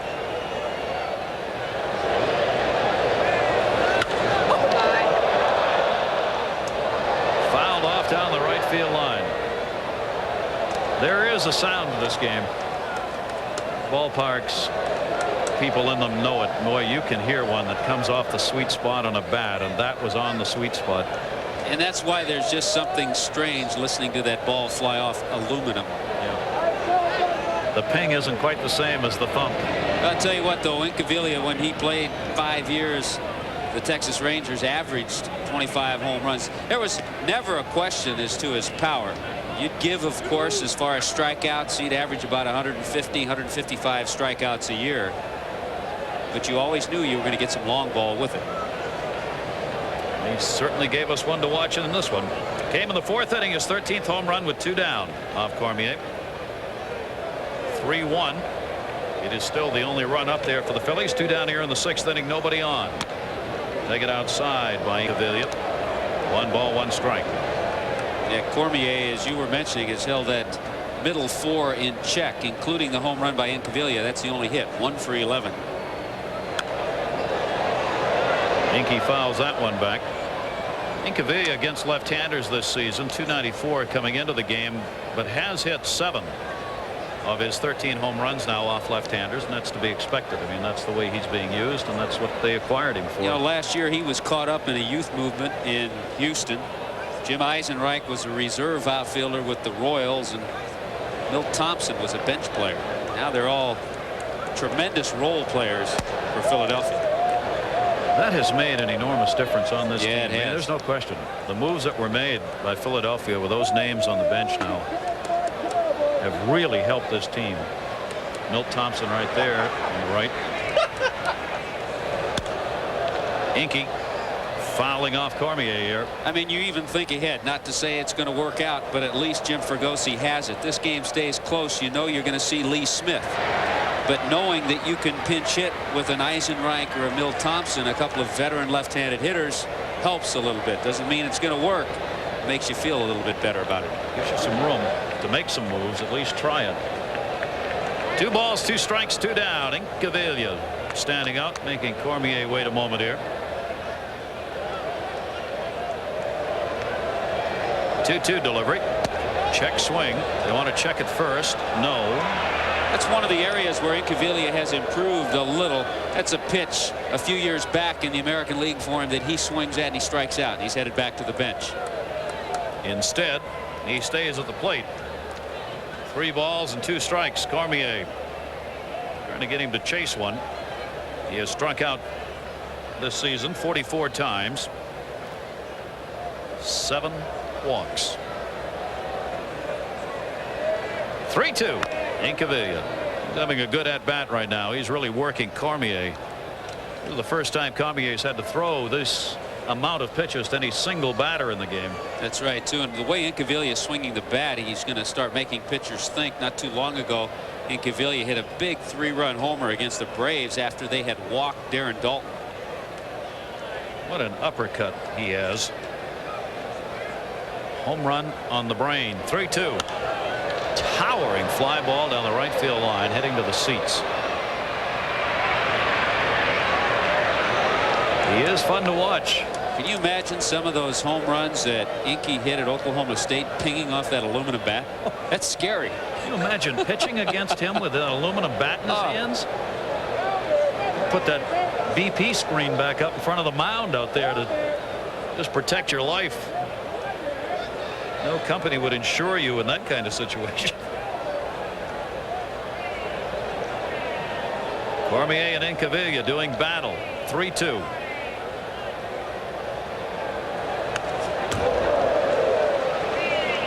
That's a good battle, too. And you can see where Cormier is working. Up with fastballs, down with the breaking ball. And Incaviglia keeps fouling him off.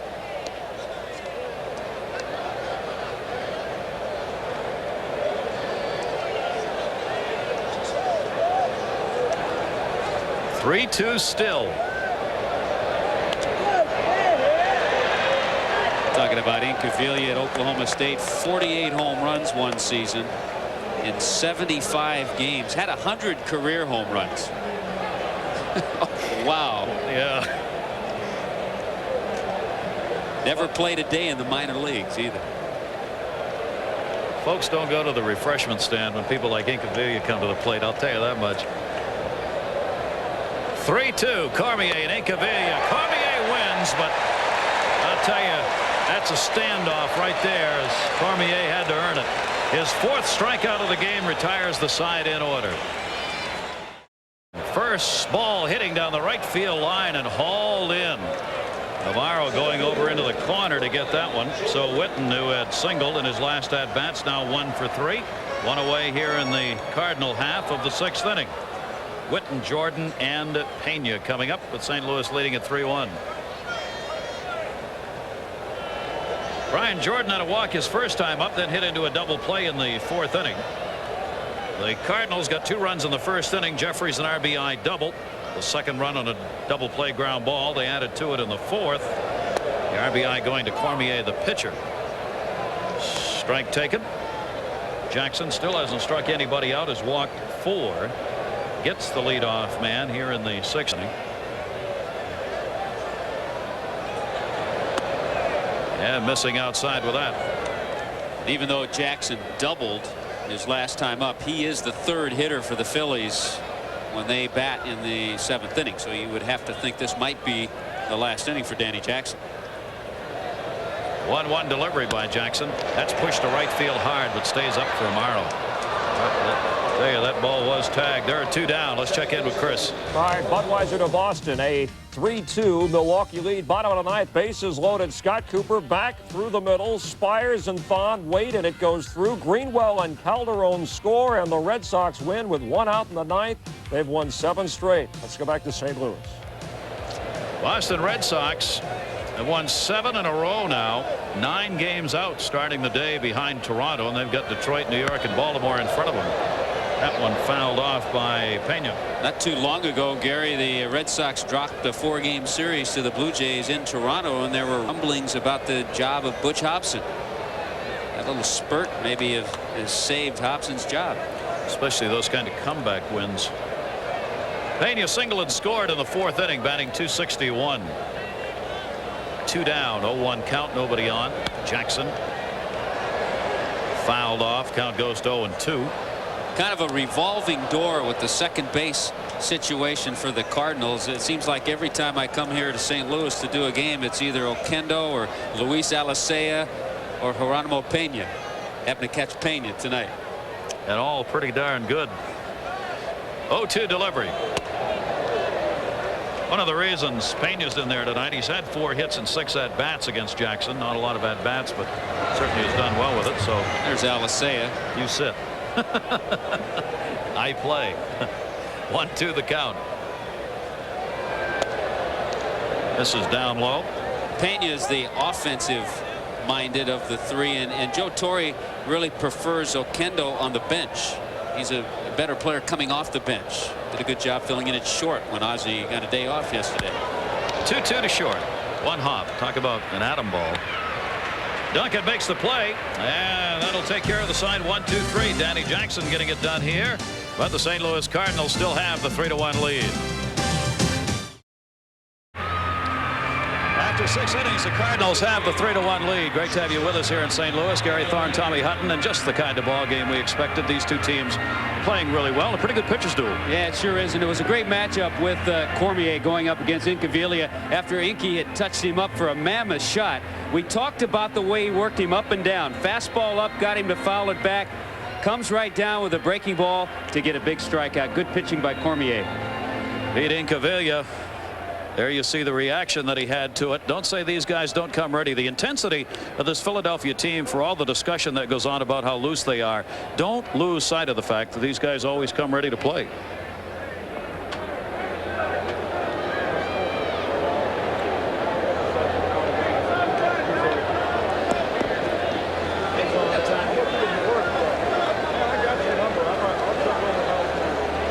As the announcers quietly move back to their broadcast position, you get a moment of lovely silence.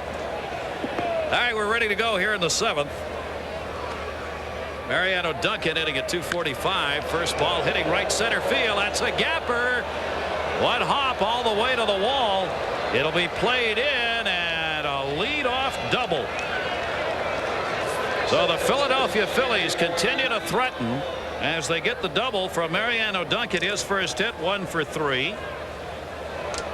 And now that'll bring the potential tying run to the plate. Well, Duncan, a guy who at one time was a switch hitter, but has always hit left-handers when he was up there right-handed at a 300 clip. A couple of years he led the league against left-handers. So action in both bullpens for the Cardinals and for the Philadelphia Phillies. 9 doubles on the season for Mariano Duncan. Now Morandini has singled and grounded out. The infield is in at first and third, back at second and short. So they figure he just might try and lay one down here. And he does square around. Ball one. Morandini batting at .248 on the season, and the Phillies get a chance here in the 7th inning.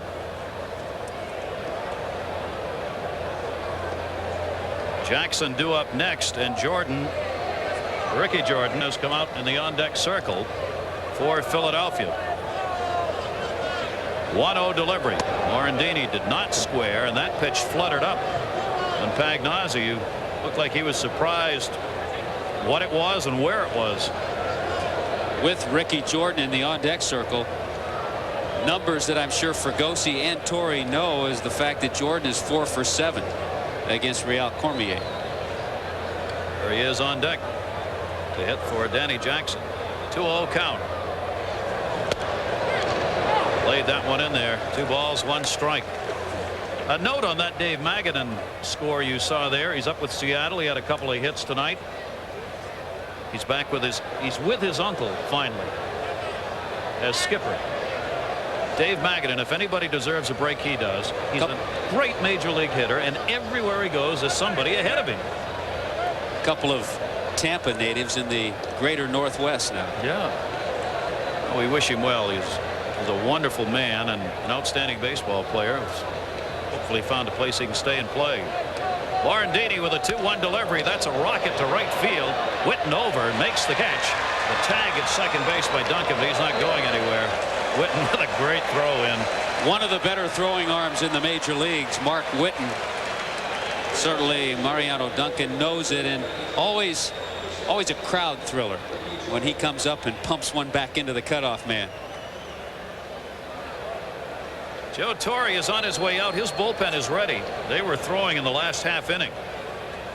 So if he needs to go here, he can. And with Jordan, the pinch hitter, being announced, he was immediately up on the top step and out to see Real Cormier. And he wants the baseball. He already decided what he was going to do. Well, you saw the good job spoken by Joe Torre. Certainly it was by Cormier, but he also knew that Jordan has had success against Cormier. He gets a great hand. Cormier leaving. 5 hits, 1 run off him. Well, Cormier, after 2 1/3 innings in his last start, puts in a quality 6 1/3 innings, giving up 5 hits, striking out 4 and walking 2. And the versatile right-hander Omar Olivares is pitched out of the bullpen, started 30 games last year, so he can be utilized in a lot of roles. But oddly enough, Ricky Jordan has had pretty good success against this right-hander as well. Got a runner on at second base, Mariano Duncan. And Jordan is the pinch hitter.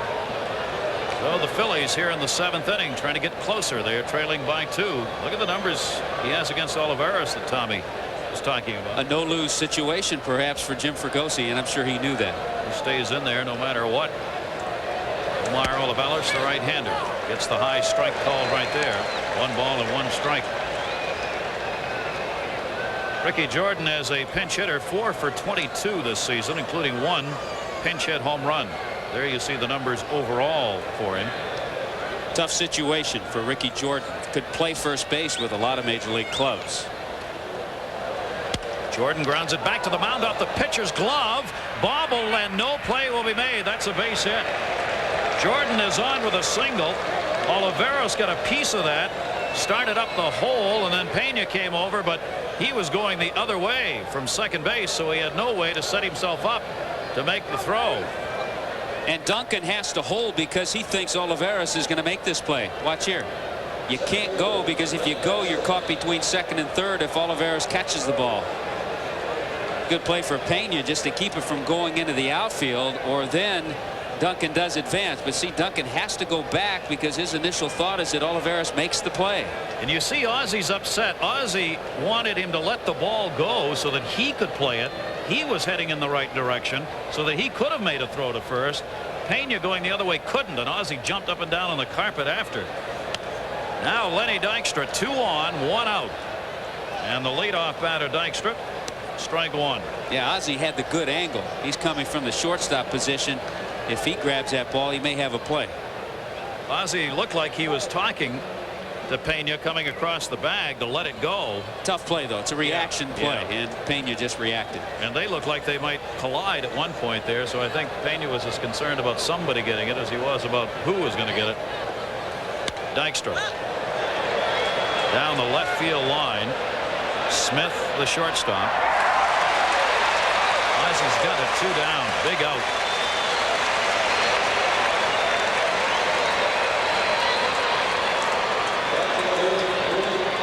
Ozzy gets it in foul territory. Runners remain at first and second. Now there are 2 away. Cardinals leading at 3-1 here in the top half of the 7th inning, first of 4. But these teams are going to play against one another. That will affect that National League Eastern Division race. St. Louis losing all 3 in Philadelphia by a run. They'll try and make ground up here starting tonight. Right now they've got the two-run lead. The Phillies continue to put people on base. They have stranded 5 in this game, 3 in scoring position thus far. Ruben Amaro towards the hole. Ozzy over. Play at second. Yes. That's why he has all those gold gloves.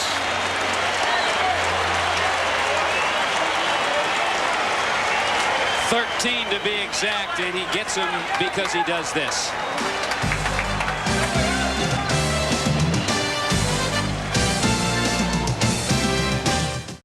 Stretch time here in St. Louis with the Cardinals leading it by a score of 3-1. And we're going to have a new mound made here. As the Cardinals come up, they'll face Jose De Leon. And his breaking ball lined to short. Duncan hauls it in, and Pagnozzi is 0 for 2 as he starts the bottom of the 7th lining out. De Leon spent quite some time with the St. Louis Cardinals himself, so he's familiar with this mound here at Busch Stadium. He's, for the most part, now in the bullpen, one time a starter. One of the problems De Leon has always had, he's lost a lot more games than he's won. Good strikeout ratio, too many walks. Sometimes he throws that forkball a little bit too much, and he has a good fastball. Jose De Leon coming on for Danny Jackson, who went 6 innings, gave up 3 runs on 6 hits, walked 4, and didn't strike anybody out. Gerald Perry is coming on as the pinch hitter here. So Olivares came on and pitched 2/3 of an inning, giving up 1 single, and got out of that one. For Cormier, his final line is going to be 6 1/3. 1 run on 5 hits, walked 2, and struck out 4. Gave up the home run to Pete Incaviglia. Yeah, and what Joe Torre is doing, he has a pinch hitter. He has the lefty Rob Murphy loosening up, and that is because when the Phillies bat in the top half of the 8th inning, they'll have their left-handers, 2 of them. Kruk will hit, then Hollins a switch hitter, and then Darren Dalton. So he'll want the left-hander to bridge the gap to get to Big Lee Smith, who has been very active. Very active, setting new records in saves for the month of June. De Leon working here. Here's Fregosi as the mind of the National League manager. Working here, and the pitch misses outside. 1 ball, 1 strike on Gerald Perry. Perry, a veteran who has bounced around among some ball clubs as a pinch hitter, 8 for 26. And he rips that one and another. He's done a great job coming off the bench. So Perry gets a pinch hit single, 1 on, 1 out. We'll check in with Chris. All right, Gary, the 3 and 4 teams in the National League East. 2 out of the 9th inning. Pirates down by a run off John Wetland. Orlando Merced base hit right. Larry Walker throws. Lonnie Smith coming home. He's safe. Tied the game at 5. Pirates now lead 9-5 in the bottom of the 10th. All right, we're back here in St. Louis where it's 3-1. Cardinals are leading Philadelphia in the bottom of the 7th inning. Top of the order now, and Bernard Gilkey batting .311, a double and a run scored in this game. That came in the 1st inning. Taking on De Leon, on for Danny Jackson. Cardinals know this 2-run lead far from safe. It's been great pitching that has held Philadelphia down in this game. Philadelphia's had people on base. They've left 7 on, 4 in scoring position, so they've had chances. Foul back. De Leon doesn't throw quite as hard as he used to, and just noticed watching him pitch to Pagnozzi and then the pinch hitter Gerald Perry. A lot of fork balls, and that's the pitch that does get him in trouble, because if he hangs it he gets hit. But he's done a good job in the role that the Phillies have him in right now. Role here is not to give up any more to the Cardinals. Swung on and missed. Throw down is on the money, and they got him by a mile. Gerald Perry taken out as Darren Daulton puts it on the money. Mariano Duncan moved over, and Daulton is now thrown out. 21 of 57. One of the areas where Daulton has immensely improved. You talk so much about his run producing and his RBIs and home runs, but quick release. This a hit and run, not a straight steal by Perry, but no contact by Gilkey. Late on the cut down the first base line on the 1-2 pitch. No play.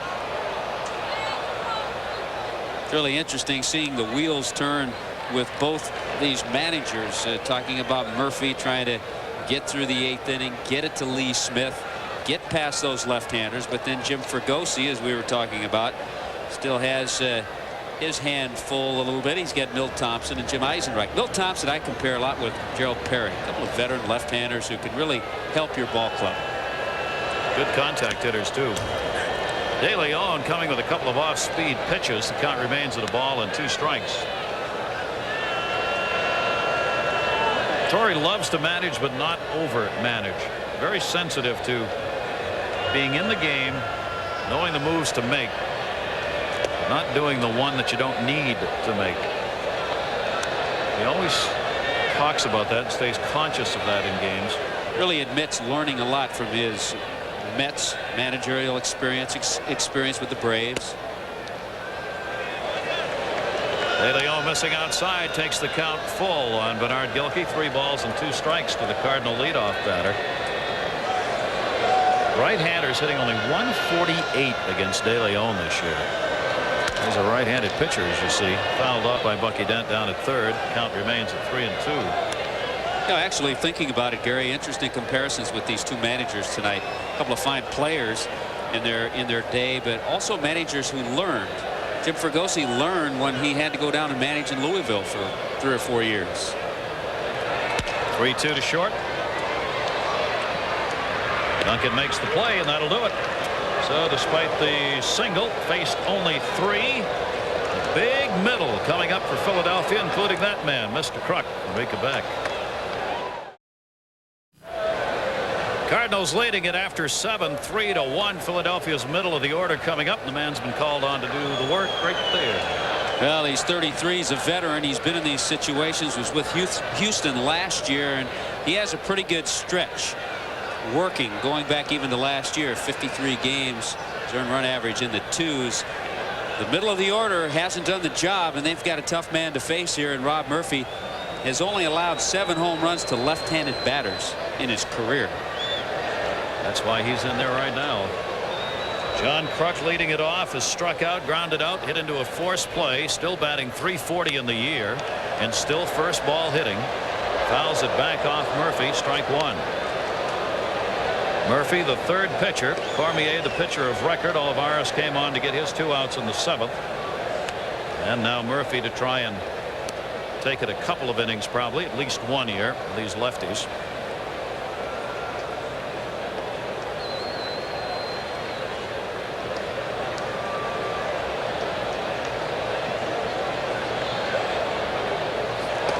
Kruk up the middle, off the glove to second base. Pena. Kruk's not a fast man. He beats it out. Good for you, John Kruk. There's one for those. His belt loop. Maybe makes it to the first hole. Pena came charging in, but he was playing so deep, he didn't have a chance on it. And good news for Philly fans, because with Kruk aboard, all of a sudden the tying run comes to the plate. If Murphy doesn't deflect it, Pena may make a play. It may go into center field for a base hit, though. It's really hard to tell what angle that ball was going. But because it was deflected by Murphy, slowed it up just enough for Kruk to beat it. And I'll say, when I see John Kruk, that you were the one who mentioned the belt buckle line. But that was an infield hit, John. And once again, Philadelphia getting somebody on here. And there's a fly ball to left. He just missed. Dave Hollins just a little underneath. Gilkey hauls it in left field, and Hollins is 0 for 4. But he's hit a couple hard in his last 2 at-bats. That's what happens when you missed some time. 2 weeks on the disabled list. You're just a little off. You might be hitting that ball in batting practice, but the timing isn't quite there in game action. If he's playing every day, hasn't spent time on the disabled list, that ball's in the seats and it's a tie game. That one may have been up where Incavillas was earlier. One away, Darren Daulton, who's taken the 0 for 3, batting at .254. Daulton has faced Rob Murphy only 3 times, 0 for 3 against him. Runner at first base. Murphy with heat misses inside and up. Ball 1. 7 hits for each team in this game now. Cardinals have been able to get their people home. Philadelphia's had them left on base. 1-0 delivery. Outside corner by Murphy. Say, Murphy always had a good sneaky fastball. One of those pitchers, because of his delivery, short arm type delivery, the ball really jumps in on a hitter. Hard to pick up, and the ball explodes. Fastball along with a breaking ball too. Murphy got that one down and in, fouled off, a ball and 2 strikes. Rob Murphy signed as a free agent in January of this season. Murphy has really bounced around. Cincinnati, Boston, Seattle, Houston, now the Cardinals. If you can pitch and you're left-handed, you'll bounce around a long time. He'll continue to bounce. John Kruk getting off first base. 1-2 the count, 1 away. Daulton. Murphy just missed on that one. 2 balls and 2 strikes. Notice Greg Jeffries not holding Kruk. He wants to keep anything from getting down the line. Not so worried about Kruk. He's worried more about Daulton. Daulton hitting only .219 against left-handers this year. There's maybe the hardest pitch thrown in this game.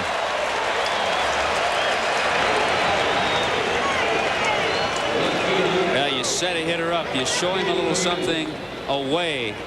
Breaking pitch by Rob Murphy was the pitch that set up that good fastball. Here's a pitch prior to it, a little slider that zipped outside the strike zone. Then he comes back with that sneaky motion. Boom. And that fastball, when it's in that area that Murphy throws, really explodes. He really popped the mid on that one. And Murphy will leave. He got the job done, came on, faced the left-handers, got Hollins, got Daulton. Incaviglia is coming to the plate when we come back.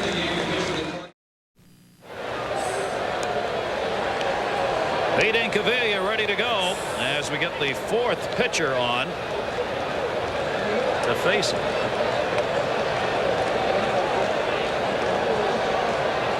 Incaviglia's already had 1 home run in this game. Kruk on at first base.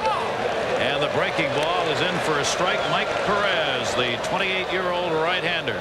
Another good pitcher out of the bullpen. What Incaviglia can expect. Fastball, breaking ball, which you saw, and the forkball. Got that one in on the fist. Foul back by Incaviglia. A 3-1 Cardinal lead. Top half of the 8th inning. Incaviglia put one in the upper deck with 2 down in the 4th inning off starter Raul Cormier. Now gets his chance here, but he's quickly down 0-2. Perez breaking ball in the dirt. Perez has not been scored upon in the last 11 games over 10 innings that he has worked. He's been very successful here at home this season. 4-0. 6 runs in 24 innings off him. Here at Busch. 1-2. Another breaking ball. Incaviglia not chasing. 2 balls and 2 strikes. It's another area where the Cardinals are a little more solid than I think people think. And they think about Lee Smith in the bullpen, but veteran pitchers. We saw Rob Murphy do his job. Perez now in there doing a job. Olivares got things done. Incaviglia's faced Perez 3 times. 0 for 3. Got him. 0 for 4. Breaking ball in the outside corner. And Incaviglia unhappy with it. Leaves the runner on at first, and the Cardinals still lead by 2. And with the Cardinals leading 3-1, more changes made here. As we'll see the double switch made. Jim Eisenreich has come on to play right field. Ruben Amaro had been there. Morrow has moved over to left field. Pete Incaviglia has come out, and in his place in the batting order will be the new pitcher, David West. West, a former starter, now reliever, goes to work against Ozzie Smith. One of the little areas where the Phillies, I think, have some concern because they have a couple of projects out there in the bullpen. David West has done a pretty good job to this point. Mark Davis, a left-hander who has struggled, and the always erratic Mitch Williams. So some left-handers who can give Jim Fregosi a little trouble. Get him thinking. More than he'd like to sometimes. But so far, West and Davis have done a good job, as has Mitch Williams. 2 ball, 1 strike count. Ozzie Smith singled and scored in the first inning. The RBIs in this game for St. Louis picked up by Jeffries and by Real Cormier, the pitcher, in the 4th inning. The other one scored on a double play ground ball. Ozzie tomahawking that one left center. Morrow just moved over, hauls that one in. Smith's retired here in the 8th inning, 1 away. Jose De Leon worked an inning, gave up a hit in relief of Danny Jackson, the pitcher of record for Philadelphia. 3 runs on 6 hits over 6 innings.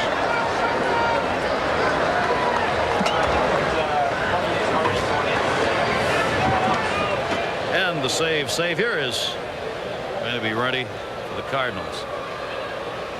Greg Jeffries, hard and foul, just missed the bag at third. Doubled in the first, 11-game hit streak for him. Well, way back when, before the Viola deal, I guess a lot of Met fans thought they'd be seeing Jeffries and David West. Lenny Dykstra pitching in New York and playing in New York. They're all here scattered around, aren't they? Hey, Jeffries gives a lot of credit to Chris Chambliss, who's a hitting instructor with the Cardinals. And he's really worked a lot with his mental outlook. You and I were laughing at the superstitions of Jeffries. He didn't want to talk about him. He has always been one of the most superstitious ball players. Center field, but it's a long way back. Lenny Dykstra just off the warning track, calls it in. Jeffries retired, 2 down. David West tagged for a couple of pretty good shots, but they're outs. 2 down. Well, the keys for both West and Mark Davis that I mentioned are just getting the ball over the plate. They're left-handers. They have good enough stuff. If they throw strikes, they'll be all right. 2 down here, bases empty. And Todd Zeile taking the 0 for 2 and a walk in this game. 245 for him on the season now. Strike 1.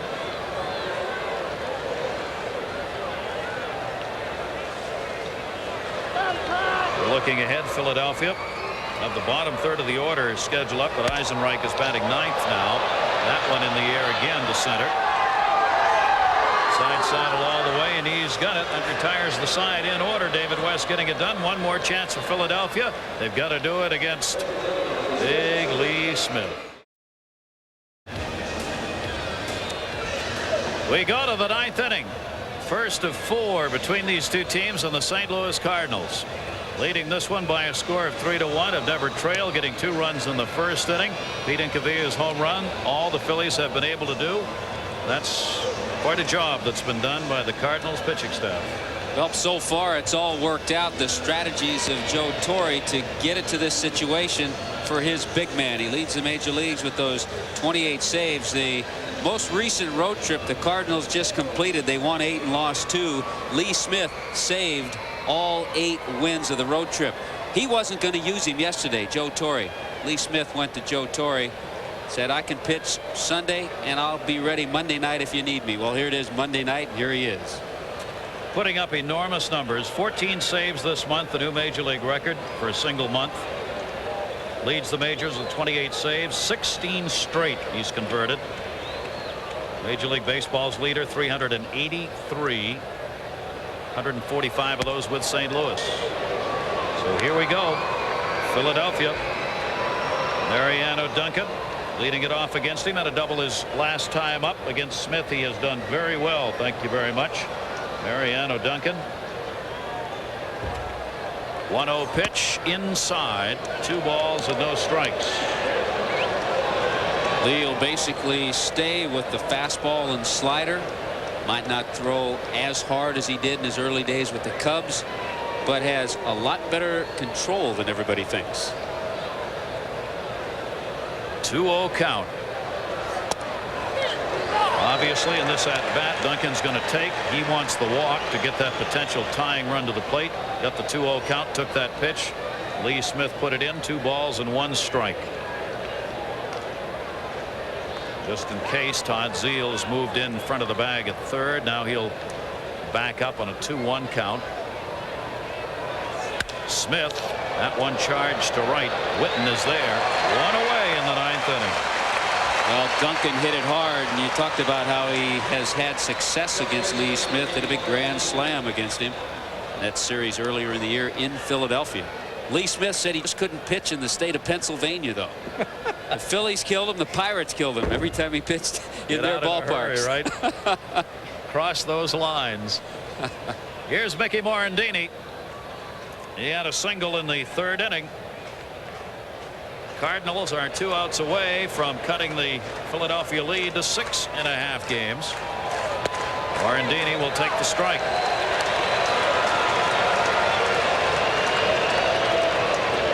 Morandini 1 for 4 lifetime against Lee Smith. St. Louis Cardinals trying to win their 5th game in a row. Philadelphia's lost 2 in a row. Smith's 0-1 pitch. Foul ball outside of first base. Been quite a performance by Cardinal pitchers. Raul Cormier, chance to win this and go 5-4. Oliveros, Murphy, and Perez all came on in distinct situations that they were to pitch in, and all got done what they were supposed to do. Yeah, they certainly did. Everything has worked out the way Joe Torre planned. Doesn't always happen that way, but it has tonight for the Cardinals. 5th pitcher, Lee Smith, going after the save. 1 down, 0-2 count on Morandini. Smith, fastball inside. 1 ball, 2 strikes.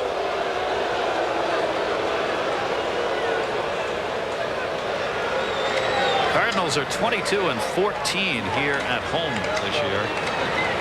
So they're taking advantage of their home ballpark. 21-16 on the road, but this ballpark's suitable to this team, certainly. 1-2 delivery. He got him. Lee Smith, the strikeout, and the Phillies are down to their final out.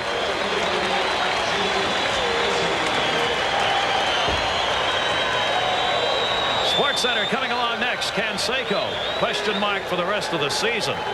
The story on Carlton Fisk. He's no longer with the White Sox in Wimbledon. 2nd week, all coming up. Jim Eisenreich, a real good contact hitter, trying to keep it alive for Philadelphia with 2 down and nobody on. Eisenreich's first at bat. Lee Smith the strike.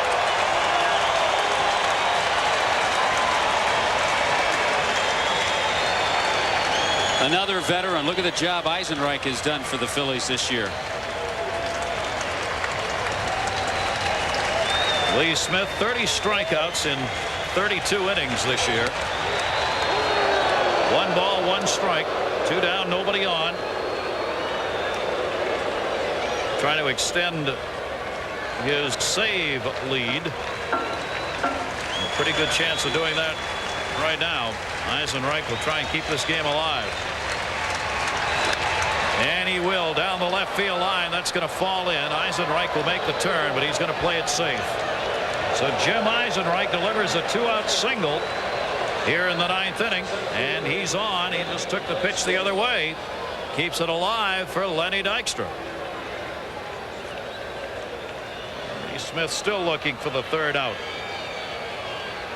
Well, 4 days in a row, Lee Smith has pitched now.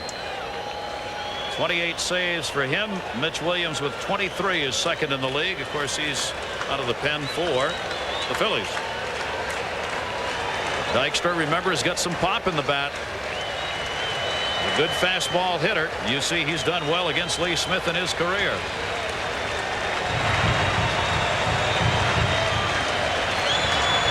Gosey looking on.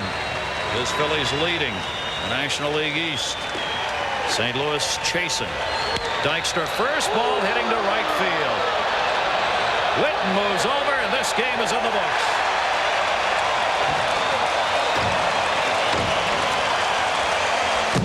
Basically, Gary, what it boiled down to, Cormier did his job. So did the rest of the bullpen. Joe Torre got a little offense quickly off Danny Jackson, who historically has always struggled early in a ball game. The winner is Cormier, 5-4. Jackson, the loser, 7-4. Lee Smith does pick up the save, so he now has 29 on the season to lead the majors. 29,000 on hand here to watch it. For Tommy Hutton, this is Gary Thorne. The Cardinals 3, Philadelphia 1. Thanks for joining us. Good night, everybody.